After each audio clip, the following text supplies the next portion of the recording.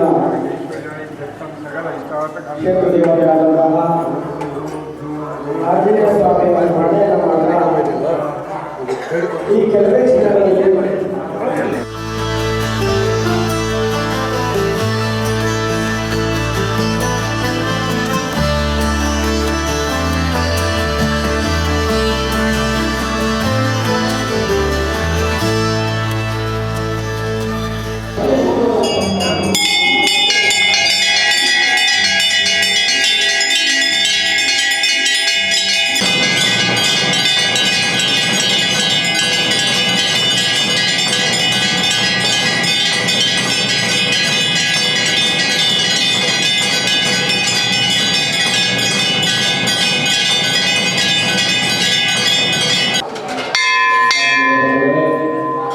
ಕೆಲವೇ ಕ್ಷಣಗಳಲ್ಲಿ ಕುಂದಾನಗರ ಮತ್ತು ಏರೋಳಿ ವಸತಿಯ ಹಿಂದೂ ಸಮಾಜೋತ್ಸವ ಕಾರ್ಯಕ್ರಮ ಪ್ರಾರಂಭವಾಗಲಿದೆ.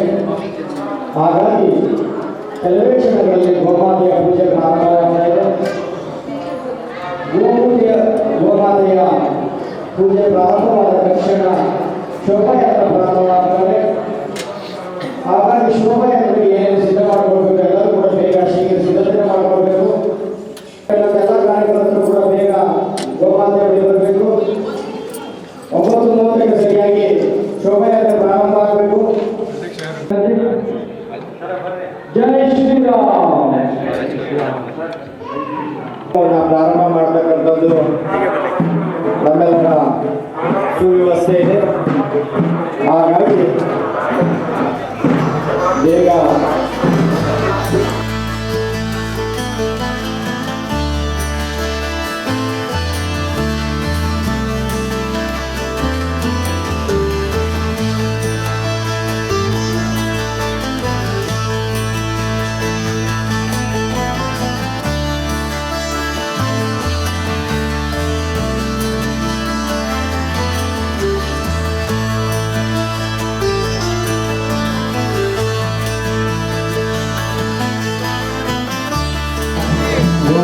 ಪೂಜೆ ನಡೀತಾ ಇದೆ.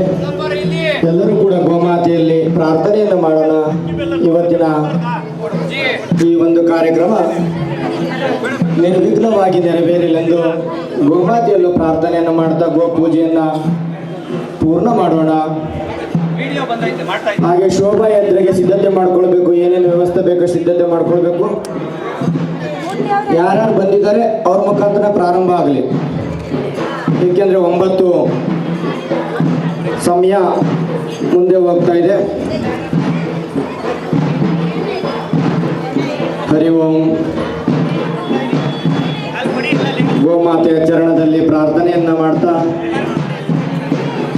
ಇವತ್ತಿನ ಈ ಒಂದು ಸಮಸ್ತ ಹಿಂದೂಗಳನ್ನ ಒಂದುಗೂಡಿಸುವಂತಹ ಭಾರತ ಮತ್ತು ಭಾರತದ ಸಂಸ್ಕೃತಿಯನ್ನ ಪರಮ ವೈಭವಗೊಳಿಸುವಂತಹ ಈ ಒಂದು ಕಾರ್ಯಕ್ರಮ.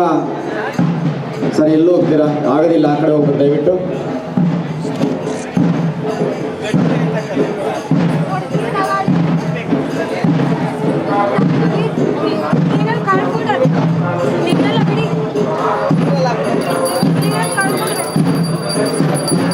ಆತ್ಮೀಯ ಬಂಧುಗಳೇ, ಸಮಸ್ತ ಏರುವಳ್ಳಿ ಗ್ರಾಮಸ್ಥರಲ್ಲಿ ವಿನಂತಿ, ಕೆಲವೇ ಕ್ಷಣಗಳಲ್ಲಿ ಶೋಭಾಯಾತ್ರೆ ಪ್ರಾರಂಭವಾಗಲಿದೆ.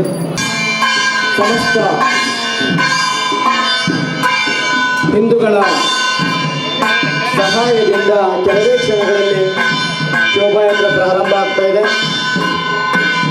ಎಲ್ಲ ಕಾರ್ಯಕರ್ತರು ಕೂಡ ಶೋಭಾಯಾತ್ರೆ ಬಳಿ ಬರಬೇಕು. ಅದಕ್ಕೆ ಸಂಬಂಧಪಟ್ಟಂತಹ ಸಿದ್ಧತೆಯನ್ನು ಮಾಡಿಕೊಳ್ಬೇಕು. ಶೋಭಾಯಾತ್ರೆಗೆ ಬರುವಂತಹ ಯಾವುದಾದ್ರೂ ತಂಡ ಇದ್ಗಳನ್ನ ಬೇಗ ಬರಮಾಡಿಕೊಳ್ಬೇಕು ಅಂತ ವಿನಂತಿ. ಸಮಯಕ್ಕೆ ಸರಿಯಾಗಿ ಪ್ರಾರಂಭ ಮಾಡಿದರೆ ನಿಜವಾದಂತಹ ಕಾರ್ಯಕ್ರಮದ ಶಿಸ್ತು. ಬೇಗ ಅದನ್ನು ಪ್ರಾರಂಭ ಮಾಡೋಣ ಬಂಧುಗಳೇ.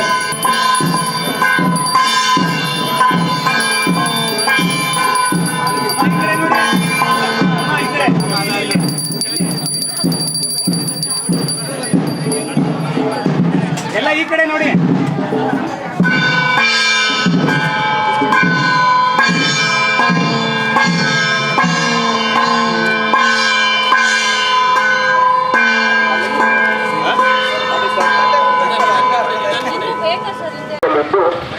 ಕಾರ್ಯಕ್ರಮದ ಕೊನೆಯಲ್ಲಿ ಪ್ರಸಾದ ವ್ಯವಸ್ಥೆಯನ್ನು ಮಾಡಲಾಗಿದೆ. ಬೇರೆಹಳ್ಳಿ, ತುಂಗಾನಗರ ಮತ್ತು ಸುತ್ತಮುತ್ತಲಿನ ನಾಗರಿಕರು ಹಿಂದೂ ಸಮಾಜೋತ್ಸವ ಕಾರ್ಯಕ್ರಮ 2026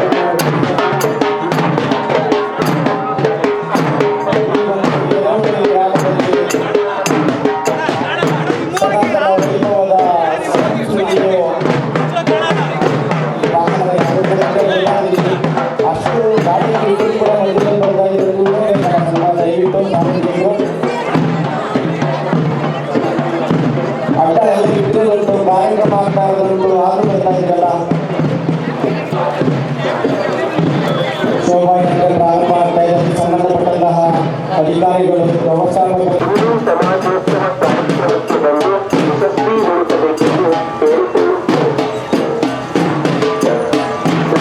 ಸಮಾಜ ಹಳ್ಳಿಗಳೇ ಸ್ವರ್ಣ ವೈಭವ ಭಾರತಕ್ಕಾಗಿ ಹಿಂದೂ ಸಮಾಜೋತ್ಸವ ಕಾರ್ಯಕ್ರಮವನ್ನು ಆಂಜನೇಯ ಸ್ವಾಮಿ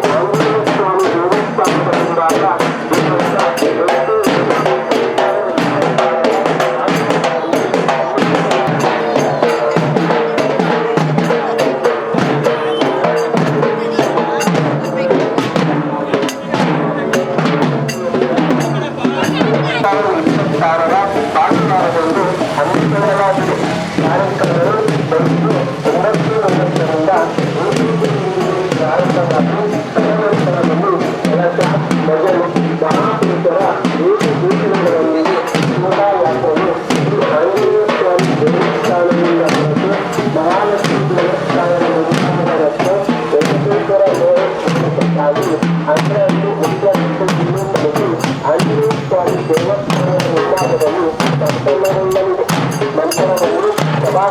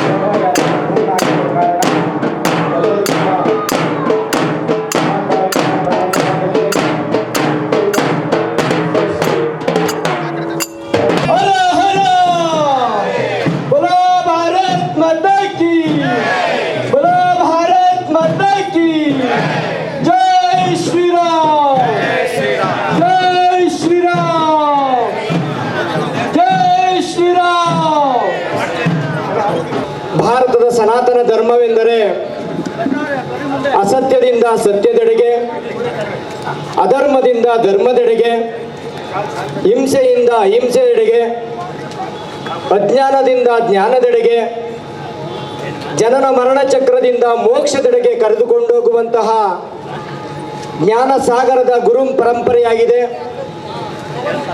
ಅಂತಹ ಸನಾತನ ಹಿಂದೂ ಧರ್ಮದ ಭಾರತದ ಮತ್ತು ಭಾರತದ ಸಂಸ್ಕೃತಿಯ ಪರಮ ವೈಭವವನ್ನು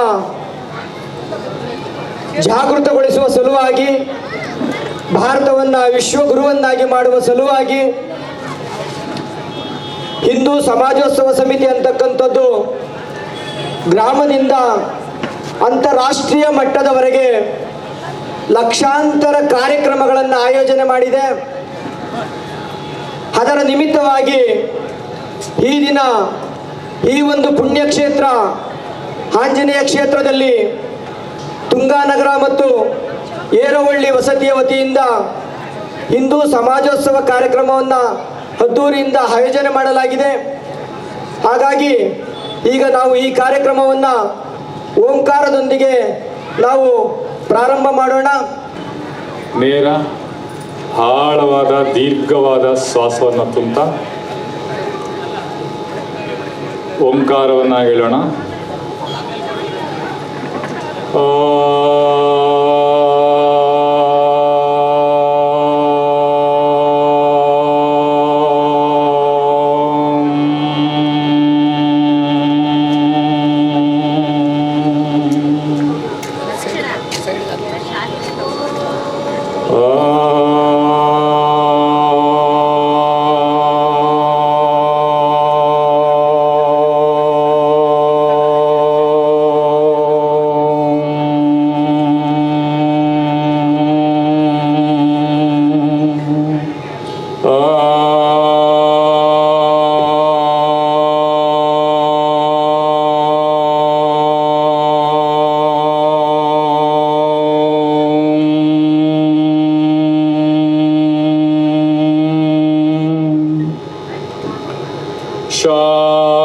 ಶಾಂತಿ ಶಾಂತಿ ಶಾಂತಿ.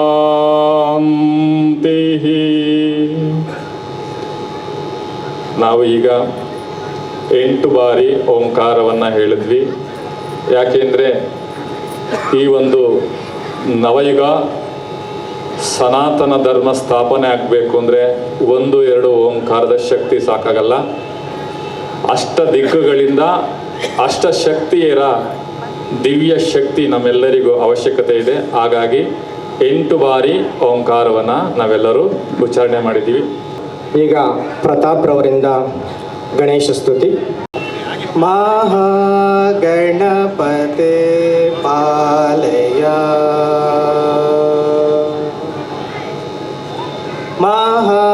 ಮಹಾಗಣಪತೆ ಪಾಲಯ ಶುಮಾಂ ಮಾಯಾಮಯ ವಲ್ಲಭಾಪತೆ. ಶ್ರೀ ಮಹಾಗಣಪತೆ ಪಾಲಯ ಶುಮಾಂ ಮಾಯಾಮಯ ವಲ್ಲಭಾಪತೆ. ಶ್ರೀ ಮಹಾಗಣಪತೆ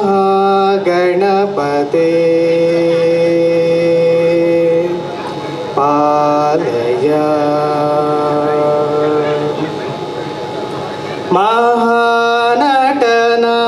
ಮಹಾನಟನಾರಾಯಣಿ ನಂದನ, ಮಹಾನಟನಾರಾಯಣಿ ನಂದನ, ಮಹಾನಟನಾರಾಯಣಿ ನಂದನ. ಮಾನಿತ ದೇವ ದೇವಕೀ ನಂದನ, ಮಾನಿತ ದೇವ ದೇವಕೀ ನಂದನ. ಮಹೇಶ್ವರ ಗುರುಗುಹ ಭಕ್ತ ಚಂದನ, ಮಾತಂಗ ವದನೇಂದ್ರಾದಿ ನಂದನ. ಮಹೇಶ್ವರ ಗುರುಗುಹ ಭಕ್ತ ಚಂದನ, ಮಾತಂಗ ವದನೇಂದ್ರಾದಿ ವಂದನ. ಮಹಾಗಣಪತೆ ಪಾಲಯ ಶುಮಾಂ ಮಾಯಾಮಯ ವಲ್ಲಭಾಪತೆ. ಶ್ರೀ ಮಹಾಗಣಪತೆ ಪಾಲಯ. ಈಗ ಮುಂದಿನ ಕಾರ್ಯಕ್ರಮ ನಾರಾಯಣ್ ಜಿ ರವರಿಂದ 3 ಬಾರಿ ಶಂಖನಾದ. ಯದಾ ಯದಾ ಹಿ ಧರ್ಮಸ್ಯ ಗ್ಲಾನಿರ್ಭವತಿ ಭಾರತ ಅಭ್ಯುತ್ಥಾನಂ ಅಧರ್ಮಸ್ಯ ತದಾತ್ಮನಾಂ ಸೃಜಾಮ್ಯಹಂ ಪರಿತ್ರಾಣಾಯ ಸಾಧೂನಾಂ ವಿನಾಶಾಯ ಚ ದುಷ್ಕೃತಂ ಧರ್ಮ ಸಂಸ್ಥಾಪನಾರ್ಥಾಯ ಸಂಭವಾಮಿ ಯುಗೆ ಯುಗೆ.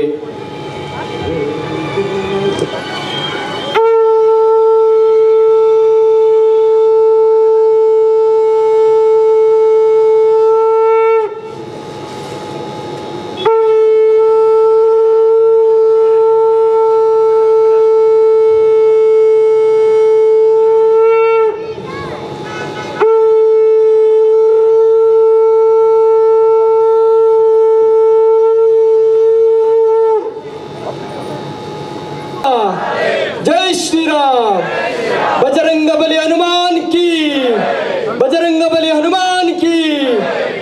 ಈ ಒಂದು ಪುಣ್ಯ ಕ್ಷೇತ್ರದಲ್ಲಿ ದಿವ್ಯ ಸಾನ್ನಿಧ್ಯವನ್ನು ವಹಿಸಿರ್ತಕ್ಕಂತಹ ಶ್ರೀ ಶ್ರೀ ಶಾಂತಾನಂದ ಸ್ವಾಮೀಜಿಯವರು ವೇದಿಕೆ ಮೇಲೆ ಉಪಸ್ಥಿತರಿದ್ದಾರೆ.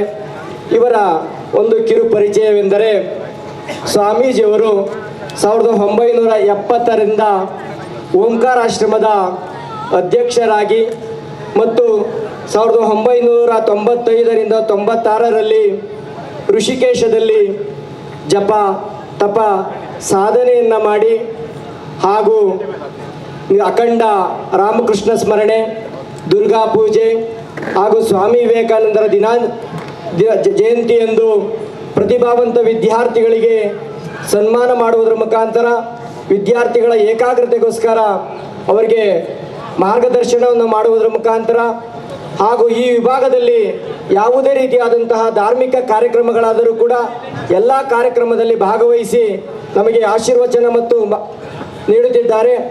ಅವರಿಗೆ ಈ ಒಂದು ಕಾರ್ಯಕ್ರಮದ ಪರವಾಗಿ ನಮ್ಮೆಲ್ಲರ ಪರವಾಗಿ ಸ್ವಾಮೀಜಿಯವರಿಗೆ ಹಿಂದೂ ಸಮಾಜೋತ್ಸವ ಸಮಿತಿಯ ಸದಸ್ಯರಾದಂತಹ ಸಿದ್ದರಾಜುರವರು ಪುಷ್ಪಮಾಲೆಯನ್ನು ಅರ್ಪಿಸಬೇಕಾಗಿ ಸ್ವಾಗತವನ್ನು ಬಯಸಬೇಕಾಗಿ ವಿನಂತಿ.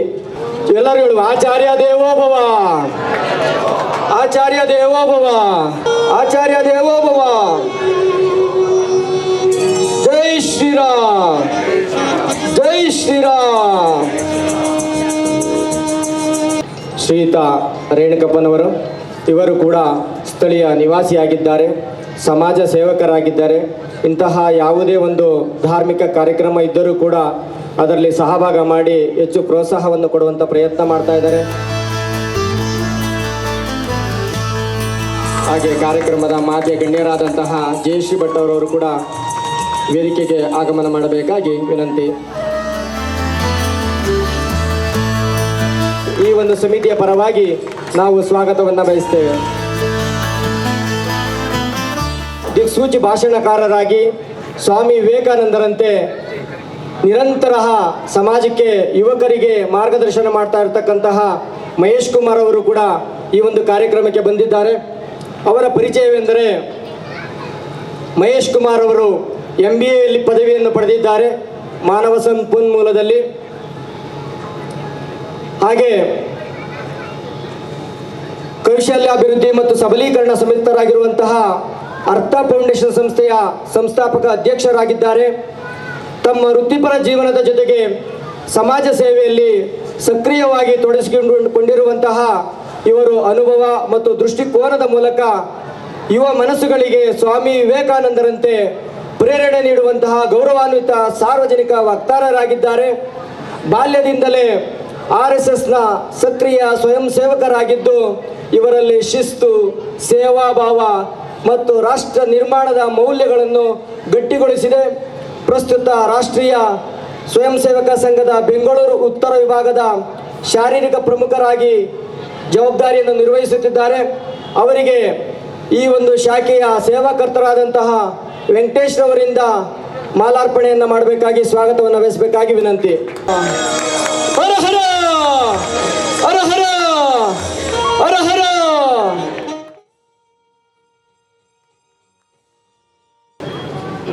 ನಮಃ ಶ್ರೀ ಯತಿರಾಜಾಯ ವಿವೇಕಾನಂದಸೂರಯೇ ಸಚ್ಚಿತ್ಸುಖಸ್ವರೂಪಾಯ ಸ್ವಾಮಿನೇ ತಾಪಹಾರಿಣಿ ಜನನೀಂ ಶಾರದಾಂ ದೇವೀಂ ರಾಮಕೃಷ್ಣಂ ಜಗದ್ಗುರು ಪಾದಪದ್ಮೇ ತಯೋ ಶುತ್ವ ಪ್ರಣಮಾಮಿ ಮುಹುರ್ಮುಹುಃ. ಮೊದಲನೇದಾಗಿ ಇಲ್ಲಿ ನೆಲೆ ನಿಂತಿರುವಂಥ ಈ ಊರಿನ ಅಧಿದೇವತೆಯಂಥ ಆಂಜನೇಯ ಸ್ವಾಮಿಗೆ ವಿಶೇಷವಾದಂಥ ನಮನವನ್ನು ಸಲ್ಲಿಸ್ತಾ ಮತ್ತು ಭಾರತಾಂಬೆಗೆ ವಿಶೇಷವಾದಂಥ ನಮನವನ್ನು ಸಲ್ಲಿಸ್ತಾ ಈ ಊರಿನ ಪ್ರಮುಖರಾದಂಥ ರಘುನಂದನ್ ಅವರೇ ಮತ್ತು ಅವರ ಸ್ನೇಹಿತರಾದಂಥ ಎಲ್ಲ ಇಲ್ಲಿನ ವಿಶೇಷ ಗಣ್ಯರೇ ಮತ್ತು ಈ ಒಂದು ಸಭೆಯಲ್ಲಿ ಇರುವಂಥ ರೇಣುಕಪ್ಪವರೇ ಮತ್ತು ಬುದ್ಧಿ ಪ್ರಮುಖ ಆದಂಥ ಮಹೇಶ್ ಅವರೇ, ನೆರೆದಂಥ ಎಲ್ಲ ಆತ್ಮೀಯ ಸಮಾಜದ ಬಗ್ಗೆ ಕಳಕಳಿ ಇರುವಂಥ ಎಲ್ಲ ನನ್ನ ನೆಚ್ಚಿನ ಯುವಕ ಯುವತಿಯರೇ ಮತ್ತು ದೇಶದ ಅಭಿಮಾನಿಗಳೇ, ನಾವು ವಿಶೇಷವಾಗಿ ಈ ಸಮಾಜೋತ್ಸವವನ್ನು ಬಹಳ ಸಂಭ್ರಮದಿಂದ ಆಚರಿಸಬೇಕಂಥದ್ದು ನಮ್ಮ ರಾಷ್ಟ್ರೀಯ ಸ್ವಯಂ ಸೇವಕದ 100ನೇ ವರ್ಷದ ಪ್ರಯುಕ್ತ ಸುಮಾರು 400ಕ್ಕೂ ಹೆಚ್ಚು ಕಡೆ ಈ ವಿಶೇಷವಾದಂಥ ಈ ಸಮಾಜೋತ್ಸವಗಳು ನಡೀತಾ ಇದೆ. ಮತ್ತು ಇದು ಮುಖ್ಯವಾಗಿ ನಾವೆಲ್ಲ ಒಗ್ಗೂಡಿ ಏನೋ ಮಾಡಬೇಕು ಅಂತ ಒಂದು ಬಯಕೆ ಇದೆ. ಇದು ಅವರು ತಮ್ಮ ಸ್ವಂತಕ್ಕೆ ಬಳಸಿದಂಥದ್ದಲ್ಲ. ಪ್ರಾರಂಭದಲ್ಲಿ ಒಂದು 7-8 ಜನ ಹುಡುಗರನ್ನ ಇಟ್ಕೊಂಡು ಕಬಡ್ಡಿ ಆಟ ಆಡಿಸ್ತಾ ದೇಶ ಕಟ್ಟೋಣ ಅಂತ ಹೊರಟಂಥ ಸಂಘ ಇವತ್ತು ಬೃಹತ್ತಾಗಿ ದೇಶಕ್ಕೆ ಎಂತೆಂಥ ಕೊಡುಗೆಗಳು ಕೊಟ್ಟಿದೆ ಅಂತ ಹೇಳಿದ್ರೆ ನಿಬ್ಬೆರಗಾಗಬೇಕು. ಇದರಲ್ಲಿ ವಿಶೇಷವಾಗಿ ಏನು ಅಧಿಕಾರದ ಒಂದು ಲಾಲಸೆ ಇಲ್ಲದೆ ಜನಗಳಿಗೆ ಸೇವೆ ಮಾಡಬೇಕು ಅಂತ ಮನೋಭಾವದಿಂದನೇ ನಡ್ಕೊಳ್ಳುವಂಥ ಸಾಕಷ್ಟು ಜನಗಳ ಒಂದು ಇರುವಿಕೆಯಿಂದ ಈ ಒಂದು ವಿಶೇಷವಂತ ನಮ್ಮ ಪ್ರಗತಿ, ರಾಷ್ಟ್ರೀಯ ಪ್ರಗತಿ ಅದರಲ್ಲಿ ತೊಡಗಿಸ್ಕೊಂಡಿರುವಂಥ ಸ್ವಯಂ ಸೇವಕರಿಂದ ಇವತ್ತು ಈ ಮಟ್ಟದ ಕಾರ್ಯಕ್ರಮಗಳೆಲ್ಲ ಕೂಡ ನಡೀತಾ ಇದೆ. ಈ ಭಾಗದಲ್ಲೂ ಕೂಡ ಕೆಂಪೇಗೌಡನವರದಲ್ಲೂ ಕೂಡ ವಿಶೇಷವಾದಂಥ ಸಮಾಜೋತ್ಸವ ಬಹಳ ವಿಜೃಂಭಣೆಯಿಂದ ನಮ್ಮ ಆತ್ಮೀಯರು ನಡೆಸಿದ್ರು.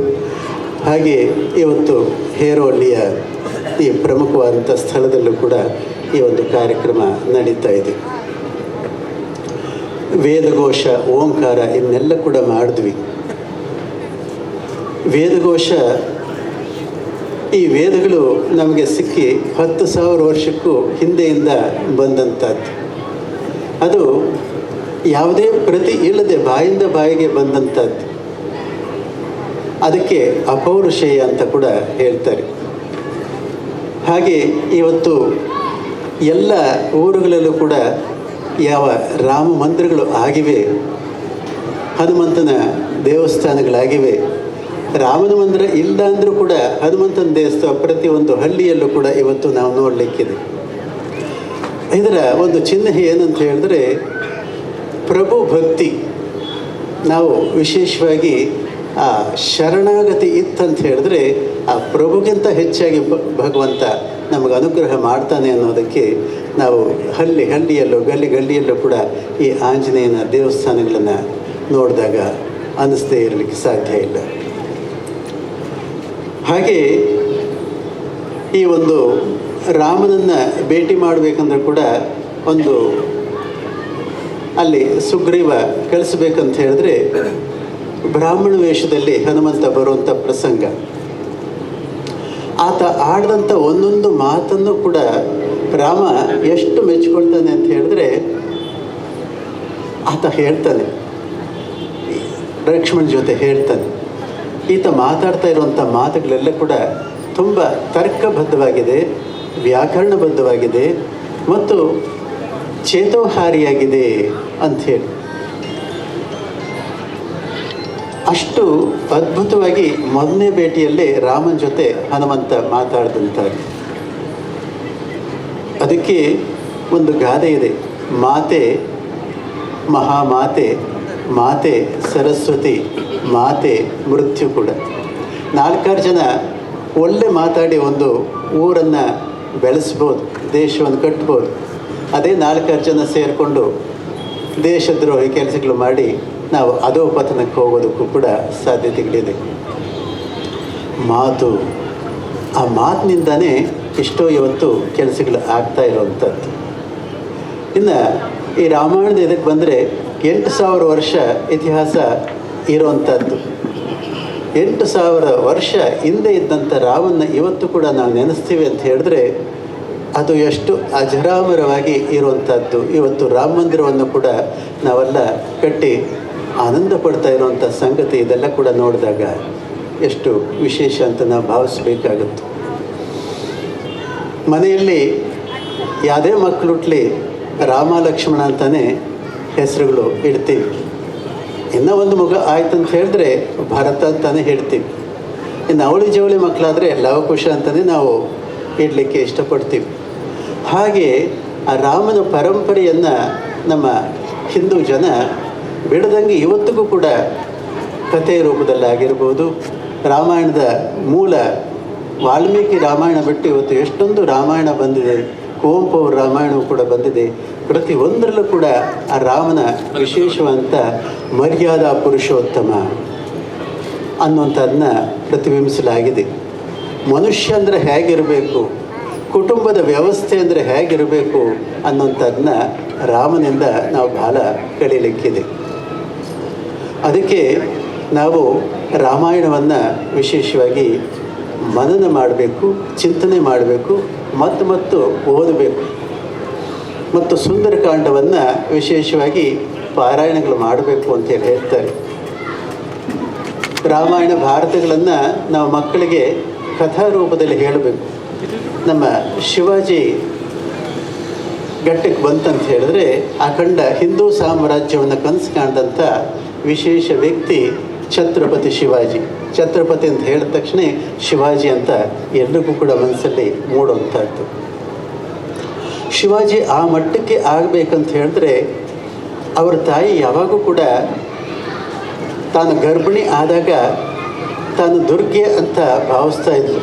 ತಾನು ವಿಶೇಷವಾದಂಥ ಸಿಂಹಾಸನ ಮೇಲೆ ಕೂತಂತೆ ಆಕೆಗೆ ಕನಸುಗಳು ಆಗ್ತಾ ಇತ್ತು. ಮತ್ತು ಅವಳು ಯಾವಾಗೂ ಮಗನಿಗೆ ಹೇಳ್ತಾ ಇದ್ಳು, ಅಪ್ಪ ನೀನು ಒಂದು ವೀರ ಯೋಧನಾಗಬೇಕು, ಎಲ್ರಿಗೂ ರಕ್ಷಣೆ ಕೊಡುವಂಥ ರಕ್ಷಕ ಆಗಬೇಕು ಅಂಥೇಳಿ ಶಿವಾಜಿಗೆ ಯಾವಾಗೂ ಕೂಡ ತಾಯಿ ಹೇಳ್ತಾ ಇದ್ಳು. ಯಾವಾಗೂ ರಾಮಾಯಣದ ಭಾರತದ ಕಥೆಗಳನ್ನು ಹೇಳ್ತಾ ಬದುಕದೆ ರಾಮನಂಗೆ ಬದುಕಬೇಕು ಅಂಥೇಳಿ ಶಿವಾಜಿಯಲ್ಲಿ ಆ ವಿಶೇಷವಾದಂಥ ಆ ಸತ್ವವನ್ನು ಹುಟ್ಟಾಕಿದ್ಲು ಆ ತಾಯಿ. ಯಾರಿಗೆ ಸ್ತ್ರೀಗೆ ಅವಮಾನ ಆದರೂ ಕೂಡ ಸಹಿಸ್ತಾ ಇಲ್ಲ ಶಿವಾಜಿ.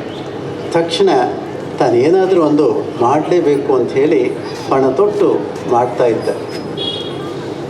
ಹಾಗೆ ನಾವು ಮುಂದುವರೆದ ಭಾಗವಾಗಿ ನೋಡಿದ್ರೆ ಸ್ವಾಮಿ ವಿವೇಕಾನಂದರು ಹೇಳ್ತಾರೆ, ಶಿವಾಜಿ ಇರಲಿಲ್ಲ ಅಂತ ಹೇಳಿದ್ರೆ ನಾವು ಹಿಂದೂ ಸಾಮ್ರಾಜ್ಯವನ್ನು ನೋಡಲಿಕ್ಕೆ ಸಾಧ್ಯವೇ ಇಲ್ಲ. ಹೀಗಾಗಿ ಅದಕ್ಕೆ ಶಿವಾಜಿ ಕೊಡುಗೆ ನಮ್ಮ ವಿಶೇಷವಾದಂಥ ಹಿಂದೂ ಇದಕ್ಕೆ ಬಹಳ ಇದೆ ಅನ್ನುವಂಥದ್ದನ್ನ ಅವರು ಕೂಡ ಒಪ್ಕೊಳ್ತಾರೆ. ಅವರು ಹೇಳ್ತಾರೆ, ಒಬ್ಬ ಶಿಷ್ಯ ಕೇಳ್ತಾನೆ ಚೈತನ್ಯ ಅಂದರೆ ಏನು ಅಂಥೇಳಿ. ಅನೇಕವಾಗಿ ಚೈತನ್ಯ ಅಂತ ಹೇಳಿದ್ರೆ ಒಬ್ಬರಲ್ಲಿರೋ ಪ್ರಕಾಶವನ್ನು ಚೈತನ್ಯ ಅಂತ ಭಾವಿಸ್ತೀವಿ ನಾವು. ಹೀಗೆ ಒಬ್ಬರ ಪ್ರಕಾಶವನ್ನು ಚೈತನ್ಯ ಅಂತೇಳಿ ಹೇಳ್ತಾರೆ. ಆಗ ವಿವೇಕಾನಂದರು ಹೇಳ್ತಾರೆ, ಚೈತನ್ಯ ಅಂದರೆ ಅದಲ್ಲ, ಯಾರು ನಮ್ಮನ್ನು ತುಳಿತಕ್ಕೆ ಒಳಪಡಿಸಿರ್ತಾರೋ ಸೆಡೆದೆದ್ದುವ ವಿಶೇಷ ಶಕ್ತಿಯಿಂದ ಎದ್ದಳುವಂಥದ್ದೇ ಚೈತನ್ಯ ಅಂಥೇಳಿ ಹೇಳ್ತಾರೆ. ನಮ್ಮ ಭಾರತ ಪ್ರತಿನಿಧಿಯಾಗಿ ಅವರು ವಿದೇಶಕ್ಕೆ ಹೋದಾಗ ನಮ್ಮ ಸನಾತನ ಭಾರತದ ಬಗ್ಗೆ ಬಹಳ ವಿಶೇಷವಂತ ವಿಚಾರಗಳನ್ನು ಹೇಳಿ ಆ ಮೊದಲನೇ ಉಪನ್ಯಾಸದಲ್ಲಿ ಅವರು 3.5 ನಿಮಿಷ ಮಾತ್ರ ಮಾತಾಡಿದಂಥದ್ದು. ಅಮೆರಿಕದ ಸೋದರ ಸೋದರಿಯರೇ ಅನ್ನುವಂಥ ಮಾತು ಪ್ರತಿಯೊಬ್ಬರಲ್ಲೂ ಕೂಡ ವಿಶೇಷವಾದಂಥ ಜಾಗೃತಿಯನ್ನುಂಟು ಮಾಡಿ 2.5 ನಿಮಿಷ ಕರತಾಳನ 7,000 ಜನ ಮಾಡಿದ್ರು. ಆಮೇಲೆ ಅವರು ಉಪನ್ಯಾಸದಲ್ಲಿ ಹೇಳ್ತಾರೆ, ಆ ರಾಷ್ಟ್ರದಲ್ಲಿ ಯಾರು ನೀವು ಅಮೇರಿಕನ್ರು ನಿಮ್ಮವ್ರನ್ನೇ ನೀವು ಓಡಿಸಿದ್ರು ಅಂಥವ್ರಿಗೆ ಆಶ್ರಯ ಕೊಟ್ಟಂಥ ದೇಶದಿಂದ ಬಂದಿರುವಂಥದ್ದು. ಯಾವ ಋಷಿಮುನಿಗಳು ರಾತ್ರಿ ಹಗಲು ಬ್ರಹ್ಮಚಿಂತನೆಯಲ್ಲಿ ಇದ್ದು ಸಮಾಜ ಒಳಿತಿಗಾಗಿ ರಾತ್ರಿ ಹಗಲು ದುಡಿತಾರೋ ಆ ಒಂದು ರಾಷ್ಟ್ರದಿಂದ ಬಂದಂಥ ವ್ಯಕ್ತಿ ಅಂಥೇಳಿ ಅವ್ರು ಹೇಳ್ತಾರೆ. ನಾವು ಯೋಗಿಗಳು ಮತ್ತು ಇವರು ಅಂತ ಹೇಳಿದ್ರೆ ಏನೋ ಸುಮ್ಮನೆ ನಿದ್ದೆ ಮಾಡಿಕೊಂಡು ಅವ್ರ ಪಾಡಿಗೆ ಅವ್ರ ಮಠಗಳಲ್ಲಿ ಇರ್ತಾರೆ ಅಂತ ಅಂದ್ಕೊಳ್ತೀವಿ. ಆದರೆ ಅದು ಸತ್ಯಾಂಶ ಅಲ್ಲ. ಭಾಳಷ್ಟು ಇವತ್ತು ಎಲ್ಲದರಲ್ಲೂ ನಕಲಿ ಆಗಿರುವಂಥ ಅಂಥ ವ್ಯಕ್ತಿಗಳು ಸಾಕಷ್ಟು ಇರ್ಬೋದು. ಆದರೆ ನಿಜವಾದಂಥ ವ್ಯಕ್ತಿ ತನ್ನ ಆತ್ಮ ಪ್ರಗತಿಯೊಂದಿಗೆ ಸಮಾಜದ ಪ್ರಗತಿಯನ್ನು ಅಹರ್ನಿಶಿ ರಾತ್ರಿ ಹಗಲು ಕೂಡ ಚಿಂತನೆ ಮಾಡ್ತಾನೆ ಅನ್ನೋಂಥದ್ದನ್ನ ವಿವೇಕಾನಂದರು ಹೇಳ್ತಾರೆ. ಅದಕ್ಕೆ ವಿವೇಕಾನಂದರು ರಾಮಕೃಷ್ಣ ಮಠ್ ಅಂಡ್ ಮಿಷನನ್ನು ಸ್ಥಾಪನೆ ಮಾಡಿದಂಥದ್ದು. ಸಂಘಟಿತವಾಗಿ ಈ ಸಮಾಜದಲ್ಲಿ ಸೇವಾ ಕಾರ್ಯಗಳು ನಡೀಬೇಕು. ಸಮಾಜದಲ್ಲಿ ತುಳಿತಕ್ಕೆ ಒಳಪಟ್ಟಂಥ ಎಲ್ಲ ವ್ಯಕ್ತಿಗಳು ಕೂಡ ಆಸರೆ ಕೈ ಕೊಡಬೇಕು ಅಂಥೇಳಿ ವಿಶೇಷವಾಗಿ ವಿವೇಕಾನಂದರು ಈ ಒಂದು ರಾಮಕೃಷ್ಣ ಮಹಾಸಂಘವನ್ನು ಹುಟ್ಟಾಕಿದ್ರು. ಇದರಲ್ಲಿ ವಿಶೇಷವಾಗಿ ಹಳ್ಳಿಗಳಲ್ಲಿ ಸೇವೆ ಮಾಡುವಂಥದ್ದು, ಪ್ರತಿಯೊಬ್ಬರು ಕೂಡ ತಮ್ಮ ತಮ್ಮ ವೃತ್ತಿಯಿಂದ ಮೇಲು ಬರೋದಕ್ಕೆ ಆಗುವಂಥ ಚೇತೋಹಾರಿಯಾದಂಥ ನುಡಿಗಳನ್ನು ಹೇಳುವಂಥದ್ದು, ಅವರು ಪ್ರಗತಿಗೆ ಒಂದು ವಿಶೇಷವಾಗಿ ನಾವು ವಿಶೇಷವಂತ ಕೃಷಿಯನ್ನು ಮಾಡಬೇಕು ಅನ್ನುವಂಥದ್ದನ್ನ ಅವರು ಒಂದು ಎಂಬ್ಲಮ್ ಕೊಟ್ಟಿದ್ದಾರೆ. ಅದಕ್ಕೆ ಅದರ ಎಂಬ್ಲಮ್ಮು ಆತ್ಮನೋ ಮೋಕ್ಷಾರ್ಥಂ ಜಗತ್ತಿಥಾಯ ಚ. ಬರೀ ನಮ್ಮ ಆತ್ಮ ಇದಕ್ಕೆ ಮಾತ್ರ ನಾವು ಇದು ಮಾಡುವಂಥದ್ದಲ್ಲ, ಜೊತೆಯಲ್ಲಿ ಸಮಾಜವನ್ನು ತಗೊಂಡು ಹೋಗಬೇಕು ಅಂಥೇಳಿ ವಿವೇಕಾನಂದರು ಕರೆ ಕೊಡ್ತಾರೆ. ಆ ಕರೆಗೆ ಹೋಗ್ಬಿಟ್ಟೆ ಸಾಕಷ್ಟು ಜನಗಳು ಮುಂದೆ ಬಂದು ಇವತ್ತು ವಿಶೇಷವಾದಂಥ ಎಲ್ಲ ರಂಗದಲ್ಲೂ ಕೂಡ ಜಾಜ್ವಲ್ಯಮಾನವಾಗಿ ಪ್ರಜ್ವಲಿಸ್ತಾ ಇದ್ದಾರೆ. ಗಾಂಧಿ ಕೂಡ ಒಂದು ಕಡೆ ಹೇಳ್ತಾರೆ, ನನ್ನ ದೇಶಭಕ್ತಿ ವಿವೇಕಾನಂದರ ಕೃತಿಗಳ ಅಧ್ಯಯನದಿಂದ 1000 ಪಟ್ಟು ಹೆಚ್ಚಾಯಿತು ಅಂತ ಹೇಳ್ತಾರೆ. ಡಾಕ್ಟರ್ ರಾಧಾಕೃಷ್ಣ ಹೇಳ್ತಾರೆ, if you want to study India, study Swami Vivekananda ಅಂಥೇಳಿ. ನಮ್ಮ ಭಾರತೀಯತೆ ಮತ್ತು ಅದಕ್ಕೆ ಸಂಬಂಧಪಟ್ಟಂಥ ವಿಚಾರಗಳನ್ನೆಲ್ಲ ಕೂಡ ನಾವು ತಿಳ್ಕೋಬೇಕಂತ ಹೇಳಿದ್ರೆ ಖಂಡಿತವಾಗಲೂ ಕೂಡ ನಾವು ಈ ವಿವೇಕಾನಂದರ ಕೃತಿಗಳನ್ನು ಓದಿದ್ರೆ ಮಾತ್ರ ಸಾಧ್ಯ ಆಗೋದು ಅಂಥೇಳಿ. ಭಾರತ ಅಂದರೆ ಏನು, ಭಾರತಿ ಅಂದರೆ ಏನು, ನಾವು ವಿಶೇಷವಾಗಿ ಎಲ್ಲ ಶಕ್ತಿಯನ್ನು ದುರ್ಗೆ ರೂಪದಲ್ಲಿ, ಚಾಮುಂಡಿ ರೂಪದಲ್ಲಿ, ತಾಯಿ ರೂಪದಲ್ಲಿ ನಾವು ಪೂಜಿಸುವಂಥದ್ದು ಬರೀ ನಮ್ಮ ಭಾರತದಲ್ಲಿ ಮಾತ್ರ ಇದು ಸಾಧ್ಯ ಆಗಿರುವಂಥದ್ದು. ನಮ್ಮ ರಾಷ್ಟ್ರವನ್ನು ಮಾತೆಯ ಸ್ಥಾನದಲ್ಲಿ ನೋಡ್ತೀವಿ. ಬೇರೆ ದೇಶಗಳಲ್ಲಿ ಮಾತೆ ಅಂತ ಹೇಳಿದ್ರೆ ಸುಮ್ಮನೆ ಜನ್ಮ ಕೊಡೋದಾತೆ ಅಷ್ಟೇ. ಆದರೆ ಇಲ್ಲಿ ಮಾತೆ ಅಂತ ಹೇಳಿದ್ರೆ ಸರ್ವಸ್ವ ಕೂಡ ಆಗಿರ್ತದೆ. ಆ ನಿಟ್ಟಿನಲ್ಲಿ ನಾವು ಭಾರತವನ್ನು ಮಾತೆಯಾಗಿ, ಭಾರತ ಮಾತೆಯಾಗಿ, ನಮ್ಮ ಇಲ್ಲಿನ ನಾಡನ್ನು ಕೂಡ ಮಾತೆಯಾಗಿ ಪೂಜಿಸುವಂಥದ್ದು ನಾವೆಲ್ಲ ಕೂಡ ನೋಡುವಂಥದ್ದು ಭಾಳ ವಿಶೇಷವಾಗಿ ಇರುವಂಥದ್ದು. ಹೀಗಾಗಿ ಈ ಒಂದು ಭಾರತೀಯ ಸಂಸ್ಕೃತಿ ಮತ್ತು ಸನಾತನ ಭಾರತ ಇದೆಲ್ಲ ಜಾಜ್ವಲ್ಯವನ್ನು ಬರಬೇಕಂತ ಹೇಳಿದ್ರೆ ಪ್ರತಿಯೊಬ್ಬರು ನಮ್ಮದು ಒಂದು ಕೊಡುಗೆ ಇದ್ದೇ ಇರಬೇಕು.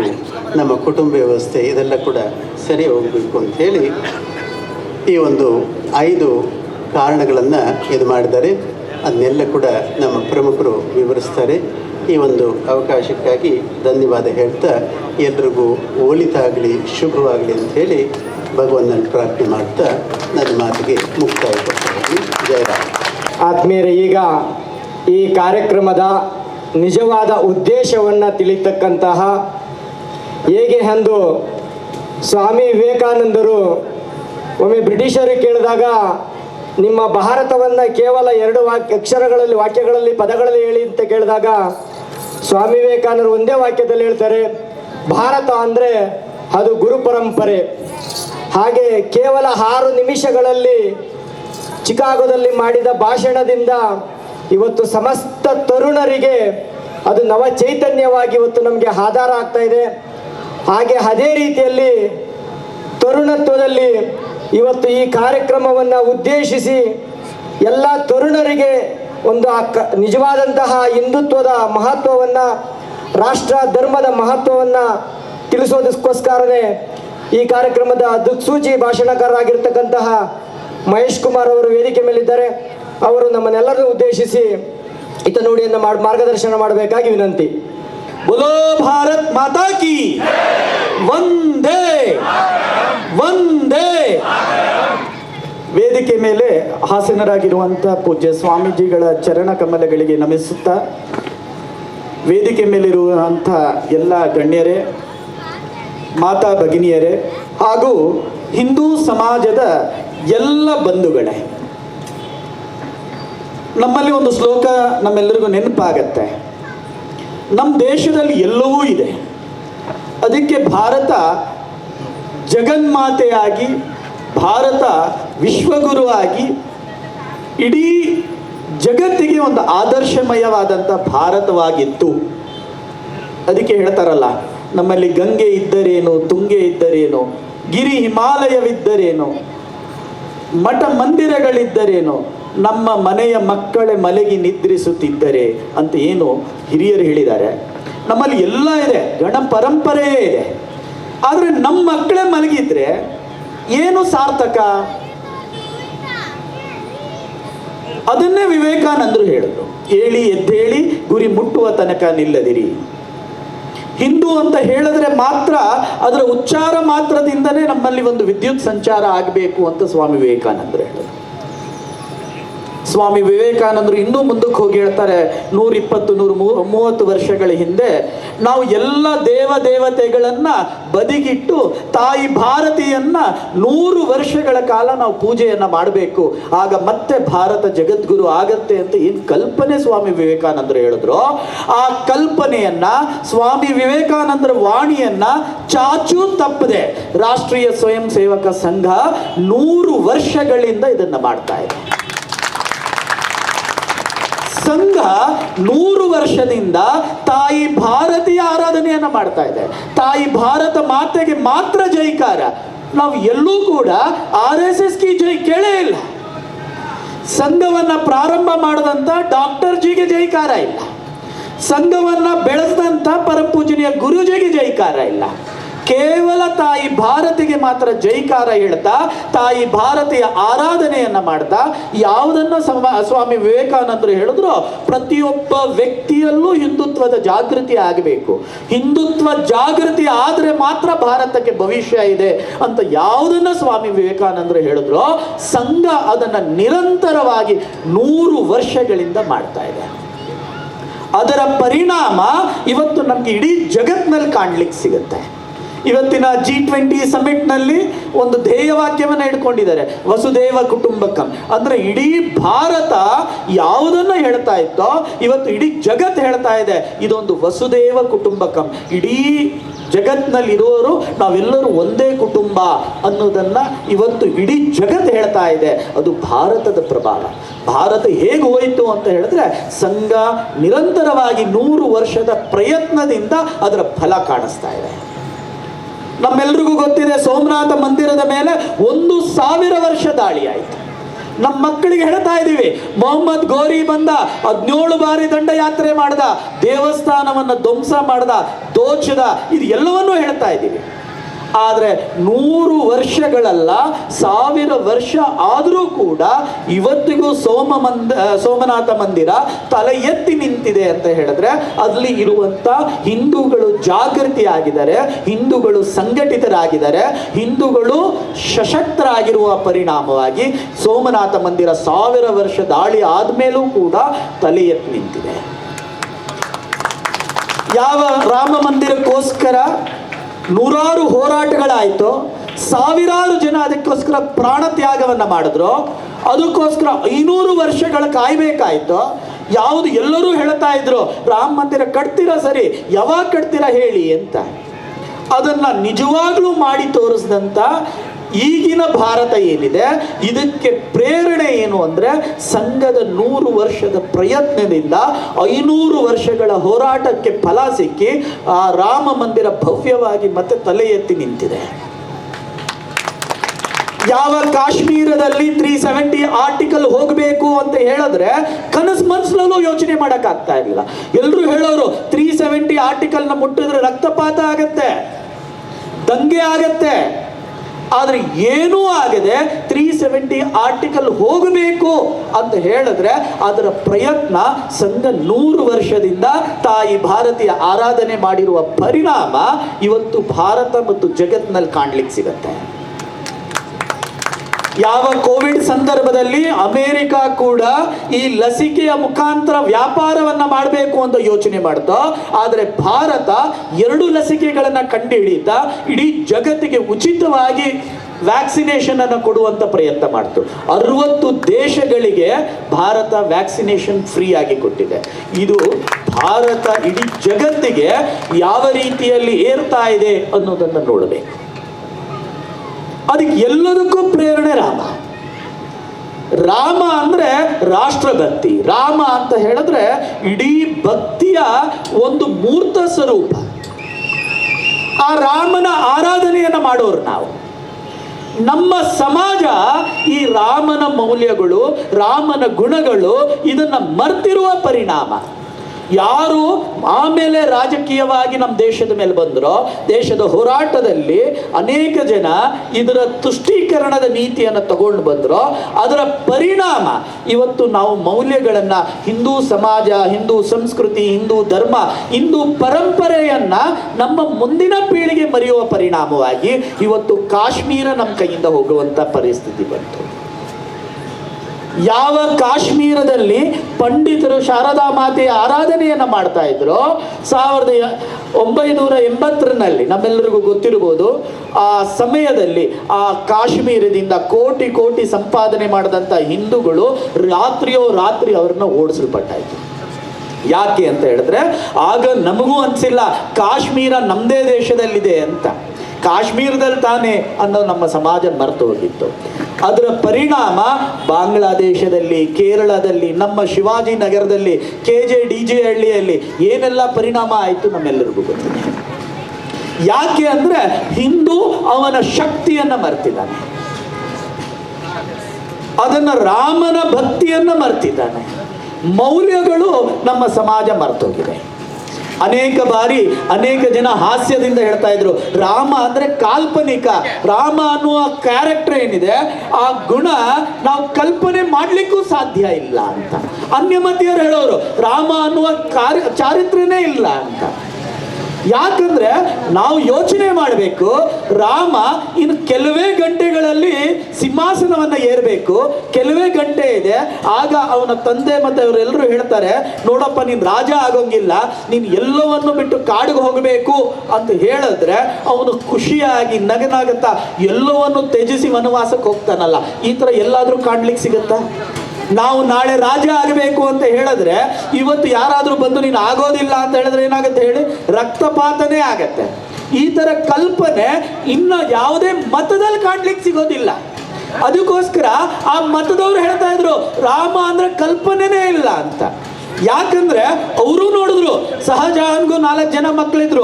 ಔರಂಗಜೇಬ್ ಡೆಕ್ಕನಲ್ಲಿದ್ದ, ಅವನ ಅಣ್ಣನಿಗೆ ಸಿಂಹಾಸನವನ್ನ ಕೊಡಬೇಕು ಅಂತ ಹೇಳಿದಾಗ ಔರಂಗಜೇಬ್ ಹೇಳ್ತಾನೆ, ನೋಡಿ ಸಿಂಹಾಸನ ಅನ್ನೋದು ನನಗೆ ಮಾತ್ರ, ಅದು ಯಾರಿಗೂ ಹೋಗೋದಿಲ್ಲ. ಅದು ಅಪ್ಪ ಆಗಲಿ, ಅಣ್ಣ ಆಗಲಿ, ತಮ್ಮ ಆಗಲಿ, ಯಾರು ಸಿಂಹಾಸನದ ಅಡಿಯಲ್ಲಿ ಬಂದರೂ ಅವ್ರನ್ನ ನಾನು ಜೀವಂತವಾಗಿ ಬಿಡೋದಿಲ್ಲ ಅಂತ ಸೈನಿಕರಿಗೆ ಹೇಳ್ತಾನೆ. ಅಪ್ಪ ಅಮ್ಮನಿಗೆ ಸೆರೆಮನೆಗೆ ಹಾಕ್ತಾನೆ. ಆ 2 ತಮ್ಮಂದಿರನ್ನ ಕೊಂದು ಅಣ್ಣನ ತಲೆಯನ್ನ ಕತ್ತರಿಸಿ ಅವರ ಅಪ್ಪನಿಗೆ ಉಡುಗೊರೆ ಆಗಿ ಕಳಿಸ್ತಾನೆ. ಇದು ಅವರ ಸಂಸ್ಕೃತಿ. ಆದರೆ ನಮ್ಮ ಸಂಸ್ಕೃತಿ ಹೇಗೆ? ಅಪ್ಪ ಹೇಳಿದ್ರು ಅಂತ ಹೇಳಿದಕ್ಕೆ ರಾಮ ಎಲ್ಲವನ್ನೂ ತ್ಯಜಿಸಿ ವನವಾಸಕ್ಕೆ ಹೋಗ್ತಾನಲ್ಲ. ಸೀತಾಮಾತೆ ಸುಖವನ್ನು ಬಿಟ್ಟು, ಐಶ್ವರ್ಯವನ್ನು ಬಿಟ್ಟು ಗಂಡ ಎಲ್ಲಿರ್ತಾರೋ ಅಲ್ಲಿ ನಾನು ಇರಬೇಕು ಅಂತ ಹೇಳಿ ಗಂಡನ ಜೊತೆಗೆ ಬರ್ತಾರಲ್ಲ, ಇದು ನಿಮಗೆ ಎಲ್ಲಿ ಕಾಣಲಿಕ್ಕೆ ಸಿಗುತ್ತೆ? ಲಕ್ಷ್ಮಣ ಈ ಪಿಕ್ಚರಲ್ಲೇ ಬರೋದಿಲ್ಲ. ಅವನು ಹೇಳ್ತಾನೆ, ಅಣ್ಣ ಅತ್ತಿಗೆ ಎಲ್ಲಿರ್ತಾರೆ ನಾನು ಕೂಡ ಅಲ್ಲೇ ಇರ್ತೀನಿ ಅಂತ. ಯಾವ ಸಿಂಹಾಸನಕ್ಕೆ ತಾಯಿ ಹೋರಾಟವನ್ನ ಮಾಡಿ ನನ್ನ ಮಗ ಆ ಸಿಂಹಾಸನವನ್ನು ಏರ್ಬೇಕು ಅಂತ ಅಂದ್ಕೊಂಡ್ರು. ಆ ಭರತ ಹೇಳ್ತಾನೆ ನನಗೆ ಸಿಂಹಾಸನನೇ ಬೇಡ ಅಂತ ಹೇಳಿ ಅರಮನೆಯನ್ನ ಬಿಟ್ಟು ಒಂದು ವನವಾಸಕ್ಕೆ ಹೋಗಿ ಅಲ್ಲಿ ಒಂದು ನಂದಿ ಗ್ರಾಮದಲ್ಲಿ ಒಂದು ಗುಡಿಸಲನ್ನ ಕಟ್ಕೊಂಡು ರಾಜಭಾರವನ್ನ ಮಾಡ್ತಾನಲ್ಲ, ರಾಮನ ಪಾದರಕ್ಷೆಗಳನ್ನ ಹಿಡ್ಕೊಂಡು ರಾಜಭಾರ ಮಾಡ್ತಾನೆ. ಈ ಸಂಸ್ಕೃತಿ ನೀವು ನಮ್ಮ ಭಾರತೀಯ ಹಿಂದೂ ಸಂಸ್ಕೃತಿಯಲ್ಲಿ ಮಾತ್ರ ಕಾಣ್ಲಿಕ್ಕೆ ಸಿಗತ್ತೆ, ಇನ್ನು ಯಾವುದೇ ಸಂಸ್ಕೃತಿಯಲ್ಲಿ ನಿಮ್ಗೆ ಕಾಣ್ಲಿಕ್ಕೆ ಸಿಗೋದಿಲ್ಲ. ಇದು ನಮ್ಮ ಪರಂಪರೆ. ಇದು ನಮ್ಮ ಮಕ್ಕಳಿಗೆ ಹೇಳ್ಕೊಡ್ತೀವ? ರಾಮನ ಫೋಟೋವನ್ನ ಹಿಡ್ಕೊಂಡು ಕೇವಲ ಪೂಜೆ ಮಾಡೋದ್ರಿಂದ ಆಗೋದಿಲ್ಲ. ರಾಮನಲ್ಲಿದ್ದುವಂತ ಗುಣ, ರಾಮನಲ್ಲಿರುವಂತ ಯಾವ ಚಾರಿತ್ರ್ಯ ಇದೆಯೋ ಅದು ನಮ್ಮ ಮಕ್ಕಳಿಗೆ ಬರಬೇಕಲ್ವಾ? ನಮ್ಮ ಮಕ್ಕಳಲ್ಲಿ ರಾಮನಾಗಿ ಕಾಣಿಸ್ಬೇಕಲ್ವಾ?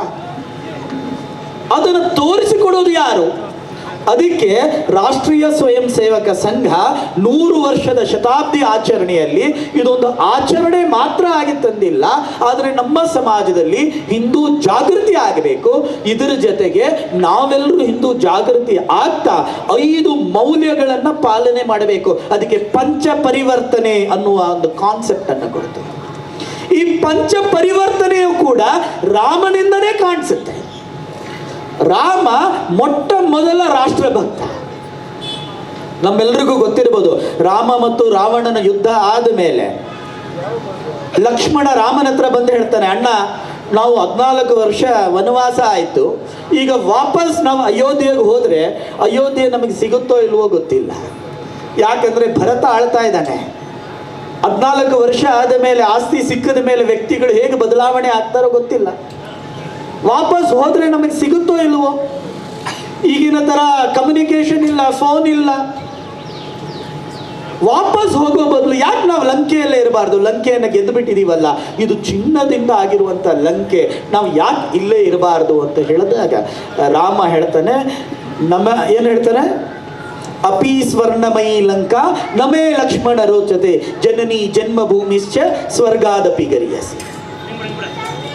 ಲಂಕೆ ಚಿನ್ನದಿಂದ ಆಗಿದ್ರೂ ಕೂಡ ನನ್ನ ಜನನಿ ಮತ್ತು ಜನ್ಮಭೂಮಿ ಯಾವುದಿದೆಯೋ ಅದು ಸ್ವರ್ಗಕ್ಕಿಂತ ಮಿಗಿಲು.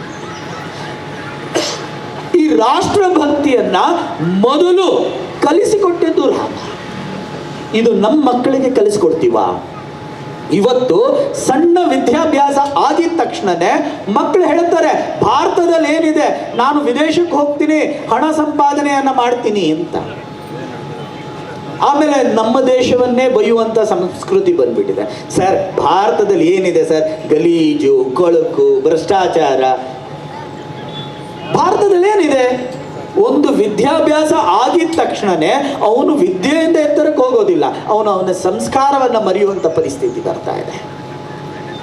ನಮ್ಮ ಮಕ್ಕಳಿಗೆ ಅದನ್ನು ಕಲಿಸ್ಕೊಡ್ತೀವ? ಅದಕ್ಕೆ 5 ಮೌಲ್ಯಗಳನ್ನು ಕೂಡ ರಾಮನಿಂದ ಕಲ್ತಿದ್ವಿ. ಮೊದಲನೆಯದು ಕುಟುಂಬ ಪ್ರಬೋಧನೆ. ಒಂದು ಕುಟುಂಬ ಹೇಗಿರಬೇಕು ಅನ್ನೋದನ್ನು ರಾಮನಿಂದ ಕಲಿತೀವಿ. ರಾಮನ ಕಥೆಯಲ್ಲಿ ಅಪ್ಪ ಮಗನ ಸಂಬಂಧ ಹೇಗಿರಬೇಕು, ಗಂಡ ಹೆಂಡತಿ ಹೇಗಿರಬೇಕು, ಅಣ್ಣ ತಮ್ಮ ಹೇಗಿರಬೇಕು, ಇದು ಎಲ್ಲವನ್ನೂ ರಾಮನಿಂದ ಕಲಿತೀವಿ. ಇದು ನಮ್ಮ ಮಕ್ಕಳಿಗೆ ಹೇಳ್ಕೊಡ್ತೀವ? ಇವತ್ತು ನಮ್ಮ ಮಕ್ಕಳಿಗೆ ನಾವು ನಮ್ಮ ಧರ್ಮ ಸಂಸ್ಕೃತಿ ಹೇಳಿಕೊಡದೆ ಪರಿಣಾಮವಾಗಿ ಲವ್ ಜಿಹಾದ್ ಆಗ್ತಾ ಇದೆ. ಇವತ್ತು ಅನೇಕ ಅನಾಥಾಶ್ರಮಗಳು, ವೃದ್ಧಾಶ್ರಮಗಳು ಮತ್ತೆ ಎಲ್ಲ ಕೋರ್ಟ್ಗಳಲ್ಲಿ ಡಿವೋರ್ಸ್ ಕೇಸಸ್ ನಡೀತಾ ಇದೆ. ಯಾಕೆ? ನಮ್ಮ ಮೌಲ್ಯಗಳನ್ನ ನಾವು ಕಳ್ಕೊಳ್ತಾ ಇದ್ದೀವಿ.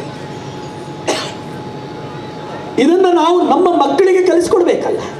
ಇತ್ತೀಚೆಗೆ ಮಲ್ಲೇಶ್ವರಂಗೆ ಹೋದಾಗ ನಮ್ಮ ಪ್ರಮುಖರ ಜೊತೆಗೆ ಓಡಾಡ್ತಾ ಇರ್ಬೇಕಾದ್ರೆ ಅವ್ರು ಹೇಳ್ತಾ ಇದ್ರು, ಎಲ್ಲ ವಯಸ್ಸಾಗಿರುವಂತ ಜನ. ಅವ್ರು ಹೇಳ್ತಾ ಇದ್ರು, ಊಟ ತಿಂಡಿ ಎಲ್ಲ ನಾವು ತಲುಪಿಸ್ತಾ ಇದ್ವಿ. ಯಲಹಂಕದಲ್ಲಂತೂ ಒಂದು ಅಪಾರ್ಟ್ಮೆಂಟ್, ವಯಸ್ಸಾಗಿರುವಂಥವ್ರಿಗೆ ಒಂದು ಅಪಾರ್ಟ್ಮೆಂಟೇ ಮಾಡಿಬಿಟ್ಟಿದ್ದಾರೆ. ತಿಂಡಿ ಊಟ ಎಲ್ಲ ಕೆಳಗಡೆ ಕೊಡ್ತಾರೆ. ಒಂದು ಮೆಡಿಕಲ್ ಅಸಿಸ್ಟೆನ್ಸ್ ಅಲ್ಲಿದೆ. ಅವರು ವಿದ್ಯಾಭ್ಯಾಸಕ್ಕೆ ಹೋದಂತ ಮಕ್ಕಳು ಎಷ್ಟೊಂದ್ಸಲ ಬರೋದಿಲ್ಲ ಅಂತ ನಮ್ಮ ಕಾರ್ಯಕರ್ತರು ಹೇಳ್ತಾ ಇದ್ರು. ಅಪ್ಪ ಅಮ್ಮ ತೀರೋದ ಮೇಲೂ ಕೂಡ ಅವ್ರು ಹೇಳ್ತಾರಂತೆ, ಹಣ ಕಳಿಸ್ಬಿಡ್ತೀವಿ, ನೀವೇ ಅಂತಿಮ ಸಂಸ್ಕಾರ ಮಾಡಿಬಿಡಿ ಅಂತ. ಯಾವ ಮಕ್ಕಳಿಗೋಸ್ಕರ ಅಪ್ಪ ಅಮ್ಮ ಅವರ ಜೀವನವನ್ನೇ ದಾರಿ ಎಳಿತಾರೋ ಅಂತ ಅಪ್ಪ ಅಮ್ಮನೇ ವಿದ್ಯಾಭ್ಯಾಸ ಕಲಿತ ನಂತರ ಬೇಡ ಆಗ್ತಾರಲ್ಲ, ಭಾರ ಆಗ್ತಾರಲ್ಲ, ಈ ಮೌಲ್ಯಗಳು ನಮ್ಮ ಮಕ್ಕಳಿಗೆ ಎಲ್ಲಿ ಕಲಿಸ್ಕೊಡ್ತೀವಿ? ಇತ್ತೀಚೆಗೆ ಮೈಸೂರಿನಲ್ಲಾದಂಥ ಒಂದು ಲವ್ ಜಿಹಾದ್ ನೆನಪಾಗತ್ತೆ. ಮಾಸ್ಟರ್ ಡಿಗ್ರಿ ಓದಂಥ ಒಂದು ಹುಡುಗಿ ಗಾಡಿ ಪಂಚರ್ ಆದಾಗ ಒಂದು ಪಂಚರ್ ಅಂಗಡಿಗೆ ಹೋದಾಗ ಒಬ್ಬನನ್ನ ಮಾತಾಡಿಸ್ತಾ ಇರ್ಬೇಕಾದ್ರೆ ಅವನು ನಮ್ಮೆಲ್ರಿಗೂ ಗೊತ್ತಿದೆ ಅವ್ರು ಹೇಗೆ ಮಾತಾಡಿಸ್ತಾರೆ ಅಂತ. ತುಂಬ ಚೆನ್ನಾಗಿ ಮಾತಾಡಿಸ್ತಾ ಹೇಳ್ತಾನಂತೆ, ನಿಮ್ಮ ಮನೇಲಿ ಎಷ್ಟು ದೇವ್ರ ಫೋಟೋ ಇದೆ, ಎಷ್ಟು ದೇವ್ರಿದ್ದಾನೆ ಅಂತ. ಆ ಹುಡುಗಿಗೆ ಡೌಟ್ ಆಯ್ತಂತೆ, ನಮ್ಮ ಮನೇಲಿ ಎಷ್ಟು ದೇವರಿದೆ ಅಂತ. ಅವ್ರ ಮನಸ್ಸಲ್ಲಿ ಹಿಂಗೆ ಎಣಿಸ್ಕೊಂಡಂತೆ, ಅವ್ರಿಗೆ ಗೊತ್ತಾಗಿಲ್ಲ ಅಂತ. ಅದಕ್ಕೆ ಅವ್ನು ಹೇಳಿದಂತೆ, ನೀನು ನಾಳೆ ಎಣಿಸ್ಕೊಂಡು ಬಂದು ನನಗೆ ಹೇಳು. ಮನೆಗೆ ಹೋಗ್ತಾರೆ, ಮತ್ತೆ ಎಣಿಸ್ಕೊಂಡು ಬಂದು ಮತ್ತೆ ಅದಕ್ಕೆ ಪ್ರಶ್ನೆಗೆ ಉತ್ತರ ಕೊಡಬೇಕಲ್ಲ, ಅದಕ್ಕೆ ಇನ್ನೊಂದ್ಸಲ ಆ ಪಂಚರ್ ಅಂಗಡಿಯವನ ಹತ್ರ ಬಂದಂತೆ. ಹೇಳ್ತಾನಂತೆ, ನಮ್ಮ ಮನೆಯಲ್ಲಿ 23 ದೇವರುಗಳು ಫೋಟೋ ಇದೆ ಅಂತ. ಆಗ ಅವ್ನು ಮುಂದಿನ ಪ್ರಶ್ನೆ ಹಾಕದಂತೆ, ನಿನಗೆ ಸಮಸ್ಯೆ ಬಂದಾಗ ಯಾರನ್ನ ಕರೀತೀಯಮ್ಮ? ಆಗ ಅವಳ ಮನಸ್ಸಲ್ಲಿ ಇನ್ನೂ ಗೊಂದಲ ಆಯ್ತಂತೆ, ಯಾರನ್ನ ಕರಿಬೇಕು? ಒಂದು ದೇವ್ರನ್ನ ಕರೆದ್ರೆ ಇನ್ನೊಂದು ದೇವರಿಗೆ ಕೋಪ, ಇನ್ನೊಂದು ದೇವರಿಗೆ ಕರೆದ್ರೆ ಮತ್ತೊಂದು ದೇವರಿಗೆ ಕೋಪ. ಅದಕ್ಕೆ ಅವನು ಹೇಳಿದಂತೆ, ನೋಡು ನಮ್ಮ ಮತದಲ್ಲಿ ಆ ಥರ ಏನೂ ಇಲ್ಲ, ಒಬ್ಬನೇ ದೇವರು, ಕರೆದಿದ ತಕ್ಷಣ ಓಡಿ ಬರ್ತಾನೆ ಅಂತ. ಪಾಪ ಆ ಹೆಣ್ಮಕ್ಳಿಗೆ, ನಮ್ಮ ಮಕ್ಳಿಗೂ ನಾವು ಕಲಿಸ್ಕೊಟ್ಟಿರೋಲ್ಲ. ನಮ್ಮ ಧರ್ಮದಲ್ಲಿ ವಿಶೇಷತೆ ಏನು ಅಂತ ಹೇಳಿದ್ರೆ, ದೇವರು ಒಬ್ಬನೇ, ನಾಮ ಹಲವು. ನಮಗೆ ಹೇಗೆ ನಮ್ಮ ದೇವರು ಬೇಕೋ ಆ ಥರ ನಾವು ಕಾಣ್ತೀವಿ. ನಾನು ನನ್ನ ಅಪ್ಪ ಅಮ್ಮನಿಗೆ ನಾನೇನಾಗಬೇಕು? ಮಗ ಆಗಬೇಕು. ನನ್ನ ಹೆಂಡತಿಗೆ ಗಂಡ ಆಗಬೇಕು. ನನ್ನ ಮಗನಿಗೆ ಅಪ್ಪ ಆಗಬೇಕು. ನನ್ನ ಅಣ್ಣ ತಮ್ಮಂದಿರಿಗೆ ಅಣ್ಣನೋ ತಮ್ಮನೋ ಆಗಬೇಕು. ಅಂದರೆ ನಾನು ಒಬ್ಬನೇ, ಆದರೆ ಸಂಬಂಧಗಳು ಬೇರೆ. ಹಾಗೆ ನಮ್ಮ ದೇವರು ನಮಗೆ ಹೇಗೆ ಕಾಣಿಸ್ಕೊಳ್ಬೇಕೋ ಆ ರೀತಿಯಲ್ಲಿ ನಮ್ಮ ದೇವರು ಕಾಣಿಸ್ಕೊಳ್ತಾನೆ. ನಾವು ಹೇಗೆ ಹೇಳ್ತೀವೋ ನಮ್ಮ ದೇವರು ಹೇಳ್ತಾರೆ, ಸುಪ್ರಭಾತ ಹೇಳಿ ಎಬ್ಬರಿಸ್ತೀವಿ. ನಾವು ಹೇಗೆ ಮಲಗ್ತೀವೋ ನಮ್ಮ ದೇವರು ಮಲಗ್ತಾರೆ, ಹರಿವರಾಸನ ಮೇಲೆ ಮಲಗಿಸ್ತೀವಿ. ನಾವು ಹೇಗೆ ಪ್ರತಿನಿತ್ಯ ಸ್ನಾನ ಮಾಡ್ತೀವೋ ನಮ್ಮ ದೇವ್ರಿಗೂ ಸ್ನಾನ ಮಾಡಿಸ್ತೀವಿ, ಅಭಿಷೇಕ ಅಂತ ಹೇಳ್ತೀವಿ. ನಾವು ಹೇಗೆ ಅಲಂಕಾರ ಮಾಡ್ತೀವೋ ನಮ್ಮ ದೇವ್ರಿಗೂ ಅಲಂಕಾರ ಮಾಡ್ತೀವಿ. ನಾವು ಹೇಗೆ ಊಟ ತಿಂಡಿ ಎಲ್ಲ ಮಾಡ್ತೀವೋ ನಮ್ಮ ಭಗವಂತನಿಗೂ ಮಾಡಿಸ್ತೀವಿ. ಅದಕ್ಕೆ ನೈವೇದ್ಯ ಅಂತ ಕರೆದಿ. ಅಂದರೆ ನಮಗೆ ಹೇಗೆ ಬೇಕೋ ಹಾಗೆ ನನ್ನ ಭಗವಂತನನ್ನು ಕಾಣುವಂಥ ಸ್ವಾತಂತ್ರ್ಯ ಇರೋದು ನಮ್ಮಲ್ಲಿ ಮಾತ್ರ. ಅದು ಹಿಂದೂ ಧರ್ಮದಲ್ಲಿ ಮಾತ್ರ. ಇನ್ನೊಂದರಲ್ಲಿ ನೀವು ಹೋಗಿ ದೇವರನ್ನ ಈ ಥರ ಕಾಣಿ ಅಂತ ಹೇಳಿದ್ರೆ ನಿಮ್ಮನ್ನು ಕತ್ತರಿಸ್ತಾರೆ. ನಮ್ಮೆಲ್ಲರಿಗೂ ಗೊತ್ತಿದೆ, ಆಗ ಗೆಲೀಲಿಯೋ ಹೇಳಿದಂತೆ ಭೂಮಿ ರೌಂಡ್ ಆಗಿಲ್ಲ, ಚಪ್ಪಟೆ ಇದೆ ಅಂತ. ಅದಕ್ಕೆ ಗಲ್ಲಿಗೆ ಇರಿಸಿದ್ರಂತೆ. ಯಾಕಂದ್ರೆ ಅವರ ಧರ್ಮ ಗ್ರಂಥದಲ್ಲಿ ಭೂಮಿ ಚಪ್ಪಟೆ ಅಂತ ಹೇಳಿದೆ ಅಂತ. ಅಂದರೆ ನಮ್ಮಲ್ಲಿ ಆ ಥರ ಇಲ್ಲ, ನಮ್ಮ ನಂಬಿಕೆಯ ಆಧಾರದ ಮೇಲೆ ಇದೆ. ಈ ಮೌಲ್ಯಗಳು ನಮ್ಮ ಮಕ್ಕಳಿಗೆ ಕಲಿಸ್ಕೊಡ್ತೀವ? ಅದಕ್ಕೋಸ್ಕರ ಆ ಹೆಣ್ಮಕ್ಳು ಮತಾಂತರ ಆಗ್ಲಿಕ್ಕೆ ಹೋದಂತೆ. ಅವರಿಗೆ ಹೌದು ನಿಮ್ಮ ಧರ್ಮದಲ್ಲಿ ಈ ಥರ ವೈಶಿಷ್ಟ್ಯತೆ ಇದೆ ಅಂತ. ಆದರೆ ಅವರಿಗೆ ನಮ್ಮ ಧರ್ಮ, ನಮ್ಮ ಸಂಸ್ಕೃತಿ, ನಮ್ಮ ಪರಂಪರೆ ಬಗ್ಗೆ ಗೊತ್ತಿಲ್ವಲ್ಲ. ಇದನ್ನ ಕಲಿಸ್ಕೊಡ್ಬೇಕಾಗಿರುತ್ತೆ. ಮುಂಚೆ ಆದರೆ ಅಜ್ಜಿ ತಾತ ಎಲ್ಲ ಒಟ್ಟಿಗೆ ಇರೋರು, ಮಕ್ಕಳಿಗೆ ಹೇಳ್ಕೊಡೋರು, ಈ ಥರ ಇರಬೇಕು, ದೊಡ್ಡವರಿಗೆ ಬೆಲೆ ಕೊಡಬೇಕು, ಕತೆಗಳನ್ನು ಹೇಳುವವರು, ನೀತಿ ಕತೆಗಳನ್ನು ಹೇಳೋರು. ಈಗ ಯಾರು ಹೇಳ್ತಾರೆ? ಗಂಡ ಹೆಂಡತಿ ಇಬ್ಬರೇ ಇರ್ತಾರೆ, ಇಬ್ಬರು ಕೆಲಸಕ್ಕೆ ಹೋಗ್ತಾರೆ, ಮಕ್ಕಳು ಟ್ಯೂಷನ್ನು ಸ್ಕೂಲು, ಅವ್ರಿಗೆ ಎಲ್ಲಿ ನೋಡ್ತಾರೆ? ಮೊಬೈಲು, ಟ್ಯಾಬು, ಟಿವಿ ಎಲ್ಲೇ ಇರ್ತಾರೆ. ಅವರಿಗೆ ಒಳ್ಳೆ ಸಂಸ್ಕಾರ ಕೊಡಬೇಕಾಗಿರುತ್ತೆ. ನಾವೆಲ್ಲರೂ ಮಕ್ಕಳಿಗೆ ಚೆನ್ನಾಗಿ ಓದಬೇಕು ಅಂತ ಹೇಳ್ತಾ ಇದ್ದೀವಿ, ಒಳ್ಳೆ ಪ್ರಜೆ ಆಗಬೇಕಂತ ಹೇಳ್ತೀವ? ಆಗ್ಲೇ ಸ್ವಾಮೀಜಿ ಹೇಳ್ತಾ ಇದ್ರು, ವಿವೇಕಾನಂದರು ಜೀವನದಲ್ಲಿ ವಿವೇಕಾನಂದರು ಒಂದೇ ದಿನ ಅವರು ವಿವೇಕಾನಂದರು ಆಗಿಲ್ಲ. ಸಣ್ಣ ವಯಸ್ಸಿನಿಂದನೂ ವಿವೇಕಾನಂದರು ಆಗಬೇಕಾದ್ರೆ ಅವ್ರ ತಂದೆ ತಾಯಿಯ ಮಾರ್ಗದರ್ಶನ ಇತ್ತು, ಗುರುವಿನ ಮಾರ್ಗದರ್ಶನ ಇತ್ತು, ಅದಕ್ಕೆ ವಿವೇಕಾನಂದರು ಆದರು.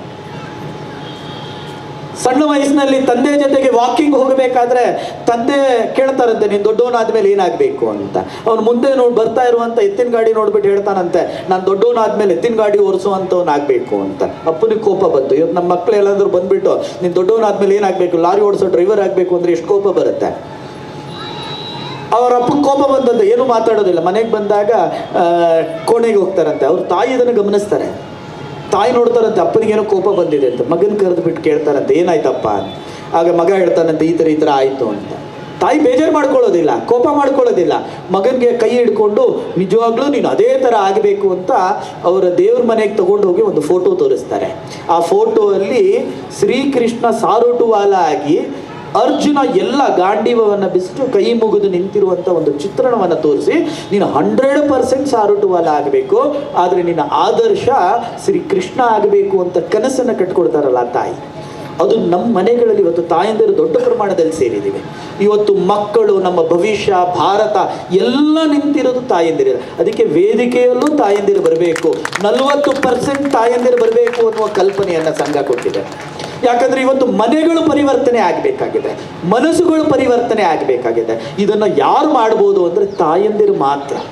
ನಮ್ಮ ಮಕ್ಕಳು ಒಳ್ಳೆ ವಿದ್ಯಾಭ್ಯಾಸವನ್ನು ಪಡಿಬೇಕು ಸರಿ, ಆದರೆ ಅವರು ಸಮಾಜಕ್ಕೂ ಉಪಯೋಗ ಆಗಬೇಕು.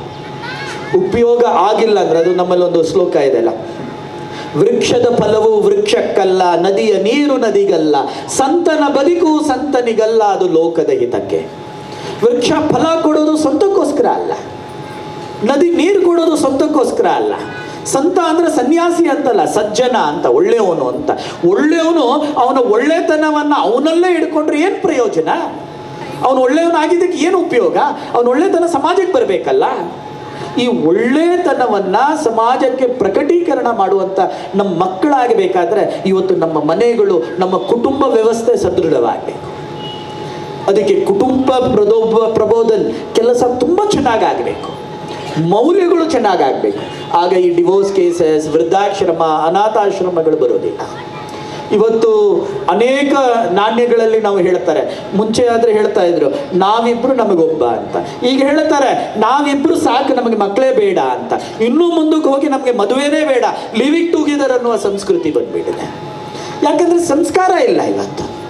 ಇದು ಮೌಲ್ಯಗಳು ನಾವು ನಮ್ಮ ಮುಂದಿನ ಪೀಳಿಗೆಗೆ ಕಲಿಸ್ಕೊಟ್ಟಿಲ್ಲ ಅಂತ ಹೇಳಿದ್ರೆ ನಮ್ಮ ಭಾರತ ಎತ್ತರಕ್ಕೆ ಹೋಗೋದಲ್ಲ, ಕುಸಿಯಕ್ಕೆ ಪ್ರಾರಂಭ ಆಗತ್ತೆ.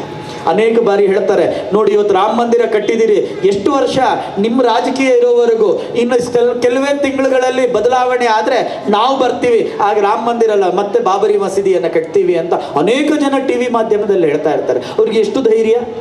ಇದು ಯಾಕೆ ಬಂದಿದೆ ಅಂದರೆ ಹಿಂದೂ ಸಂಘಟಿತನಲ್ಲ, ಹಿಂದೂ ಒಟ್ಟಿಗೆ ಇರೋದಿಲ್ಲ, ಹಿಂದೂ ಒಟ್ಟಾಗಿ ಇರೋದಿಲ್ಲ. ಒಟ್ಟಾಗಿ ಇರೋದು ಮಾತ್ರ ಅಲ್ಲ, ಅವನು ನನ್ನ ದೇಶದ ಬಗ್ಗೆ ಯೋಚನೆ ಮಾಡ್ತಾ ಇಲ್ಲ, ಬರೀ ಸ್ವಂತದ ಬಗ್ಗೆ. ನಾನು ಆಸ್ತಿ ಮಾಡಬೇಕು, ನಾನು ದುಡಿಬೇಕು, ನಾನು 2 ಬಂಗ್ಲೆ ಮಾಡಬೇಕು ಅಂತ ಮಾತ್ರ ಕಲ್ಪನೆ ಇಟ್ಕೊಂಡಿದ್ದಾನೆ. ಈ ಥರ ಕಲ್ಪನೆ ಇಟ್ಕೊಂಡ್ರೆ ಇವತ್ತು ನಾವು ದುಡಿತಾ ಇರುವಂಥ ಎಲ್ಲ ಆಸ್ತಿ ಹಣಗಳನ್ನು ಅವರಿಗೆ ಕೊಟ್ಟು ನಾವು ಓಡೋಗುವಂಥ ಪರಿಸ್ಥಿತಿ ನಿರ್ಮಾಣ ಆಗುತ್ತೆ. ಇವತ್ತು ಬಾಂಗ್ಲಾದೇಶದಲ್ಲಿ ನೋಡ್ತಿದ್ದೀವಿ, ಹಿಂದೂಗಳನ್ನು ಹುಡುಕಿ ಹೊಡಿತಾ ಇದ್ದಾರೆ. ಯಾಕಂದ್ರೆ ಹಿಂದೂ ಮರ್ತೋಗಿದ್ದ. ಯಾವ ಇಸ್ಕಾನ್ ಇಷ್ಟು ದಿನ ಅವರಿಗೆ ಊಟ ಹಾಕ್ತಾ ಇತ್ತೋ ಅಂತ ಇಸ್ಕಾನ್ಗೆ ಬೆಂಕಿ ಇಟ್ಟರು. ಇದು ಅವರ ಮತದಲ್ಲಿ ಕಲಿಸ್ಕೊಡುತ್ತೆ.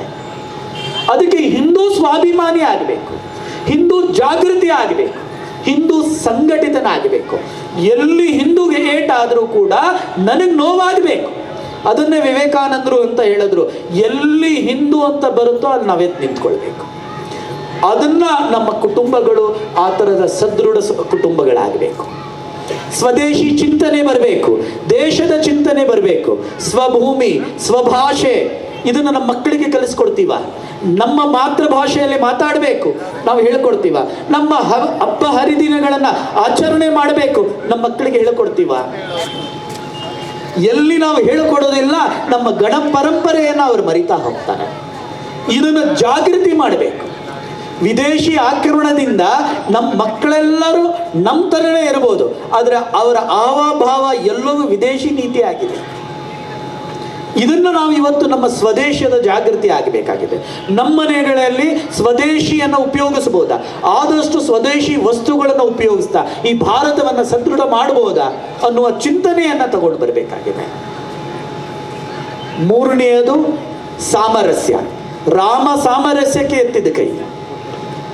ಇವತ್ತಿನ ಸರ್ಕಾರದ ಭಾಷೆಯಲ್ಲಿ ಏನು SC ST ಅಥವಾ ಹಿಂದುಳಿದ ವರ್ಗ ಅಂತ ಏನು ಸರ್ಕಾರಗಳು ಕರೆಯಾಗ್ತೋ, ನಮ್ಮಲ್ಲಿ ಅದು ಇರಲೇ ಇಲ್ಲ.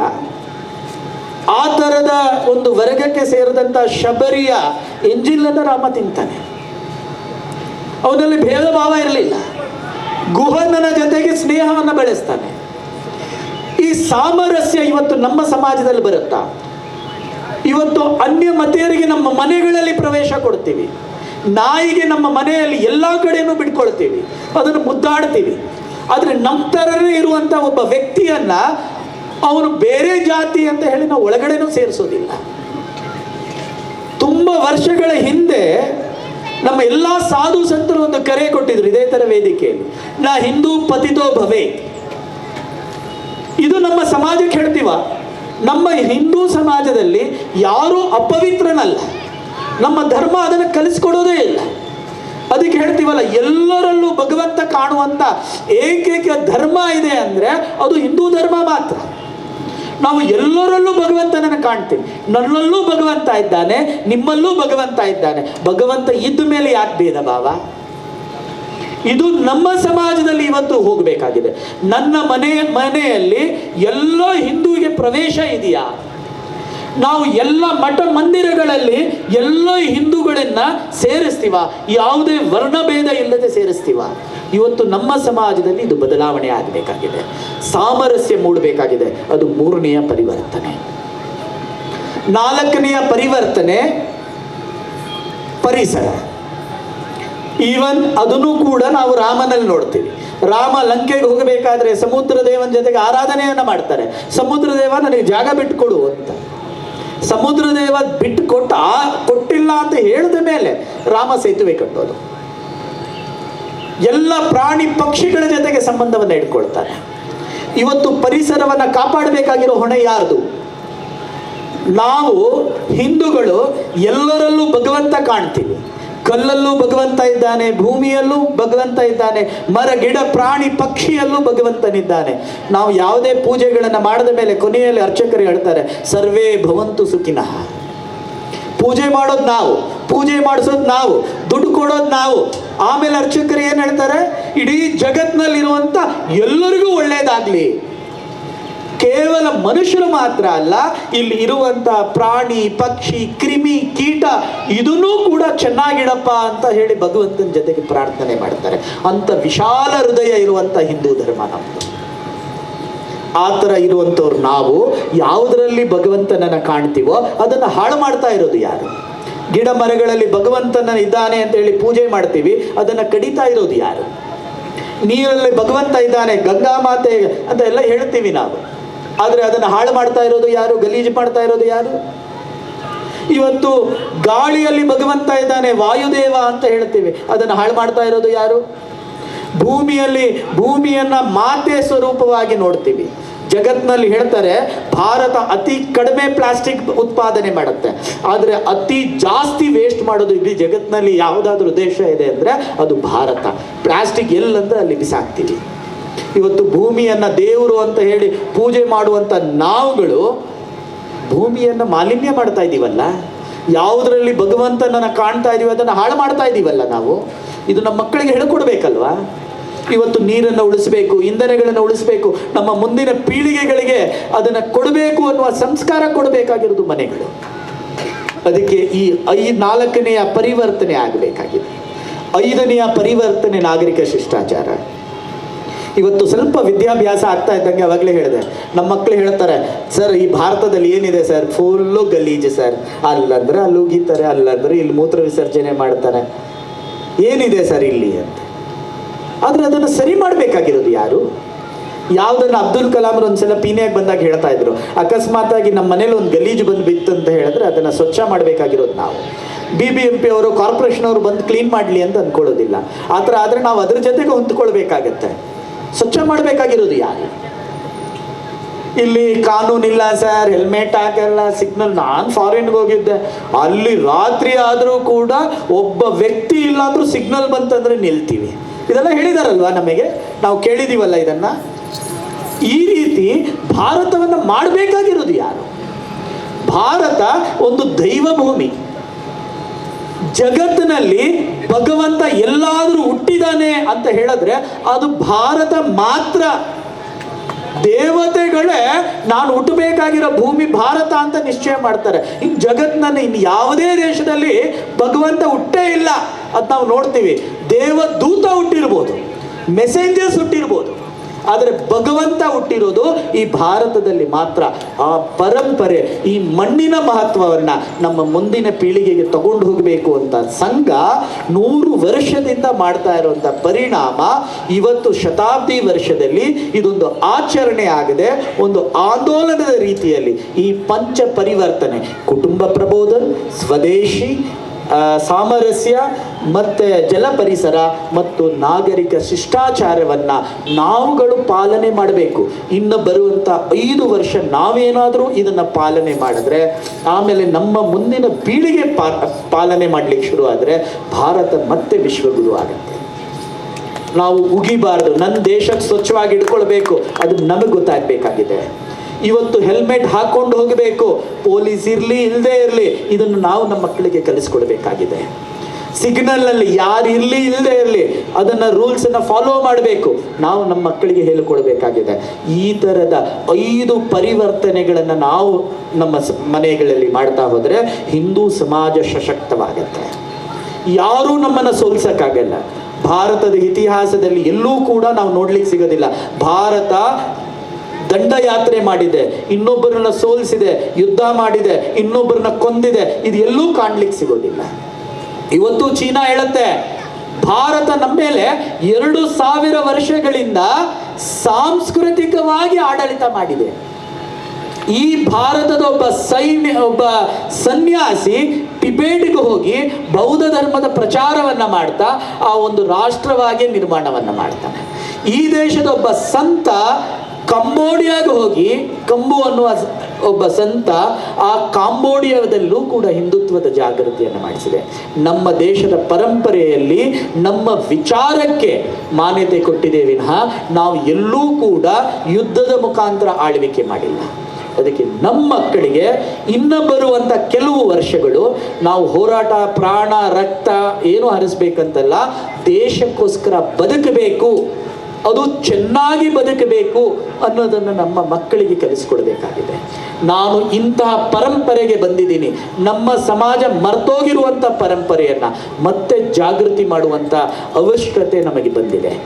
ಆಗ ಮಾತ್ರ ನಾವು ಯಾವಾಗ ನಮ್ಮ ದೇಶ, ನಮ್ಮ ಸ್ವದೇಶಿ, ನನ್ನ ಮಾತೃಭಾಷೆ, ನನ್ನ ಪರಂಪರೆ, ನನ್ನ ಧರ್ಮದ ಬಗ್ಗೆ ನನಗೆ ಗೊತ್ತಾಗುತ್ತೋ ಆಗ ಯಾರೂ ಕೂಡ ಬರಲಿಕ್ಕಾಗೋದಿಲ್ಲ.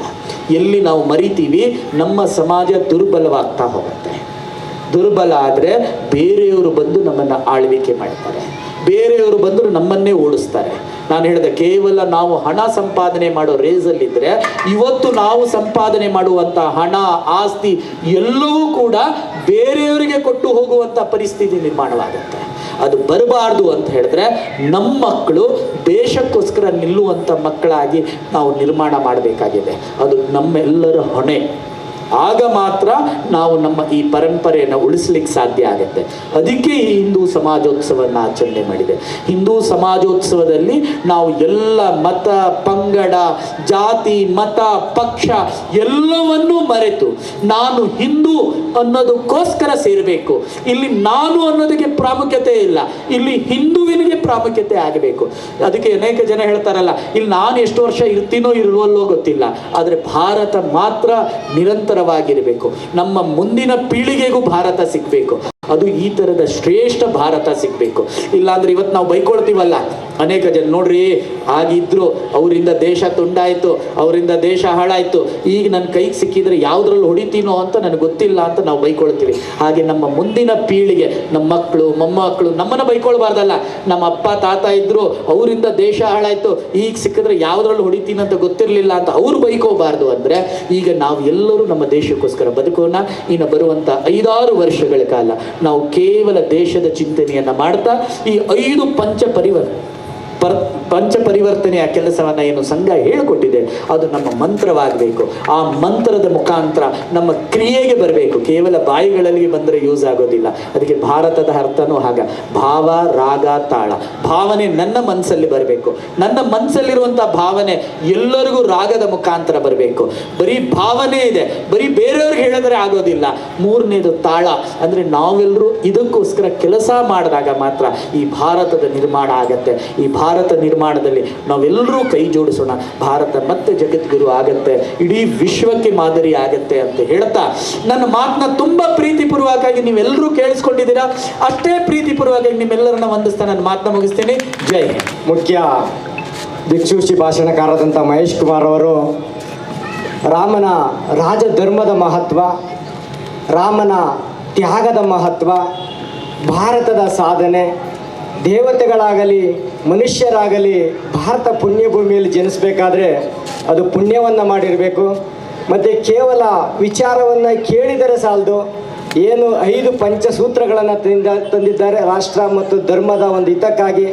ಅಂತಹ ಪ್ರತಿಯೊಂದನ್ನು ಕೂಡ ಕಾರ್ಯರೂಪವನ್ನು ತೆಗೆದುಕೊಂಡು ನಮ್ಮ ದೇಶ ಮತ್ತು ನಮ್ಮ ಜೀವನವನ್ನು ಸಾರ್ಥಕ ಮಾಡಿಕೊಳ್ಬೇಕು ಅಂತೇಳಿ ಒಂದು ಕ್ಷಾತ್ರ ತೇಜ ಮತ್ತು ಬ್ರಹ್ಮ ತೇಜದಿಂದ ನಮಗೆ ಮಾರ್ಗದರ್ಶನವನ್ನು ಮಾಡಿ ನಮ್ಮೆಲ್ಲರನ್ನು ಪ್ರೇರೇಪಣೆ ಮಾಡಿದಂತಹ ಮಹೇಶ್ ಕುಮಾರ್ ಅವರಿಗೆ ಈ ಒಂದು ಕಾರ್ಯಕ್ರಮದ ಪರವಾಗಿ ತುಂಬು ಹೃದಯದ ಧನ್ಯವಾದಗಳು. ಜೈ ಶ್ರೀರಾಮ್. ಹರ ಹರ ಹರ ಹರ. बोलो भारत माता की. क्षेत्र तेज ब्रह्म तेज धर्म संस्थापना शक्ति जगत गुरु श्री कृष्ण परमात्मा की.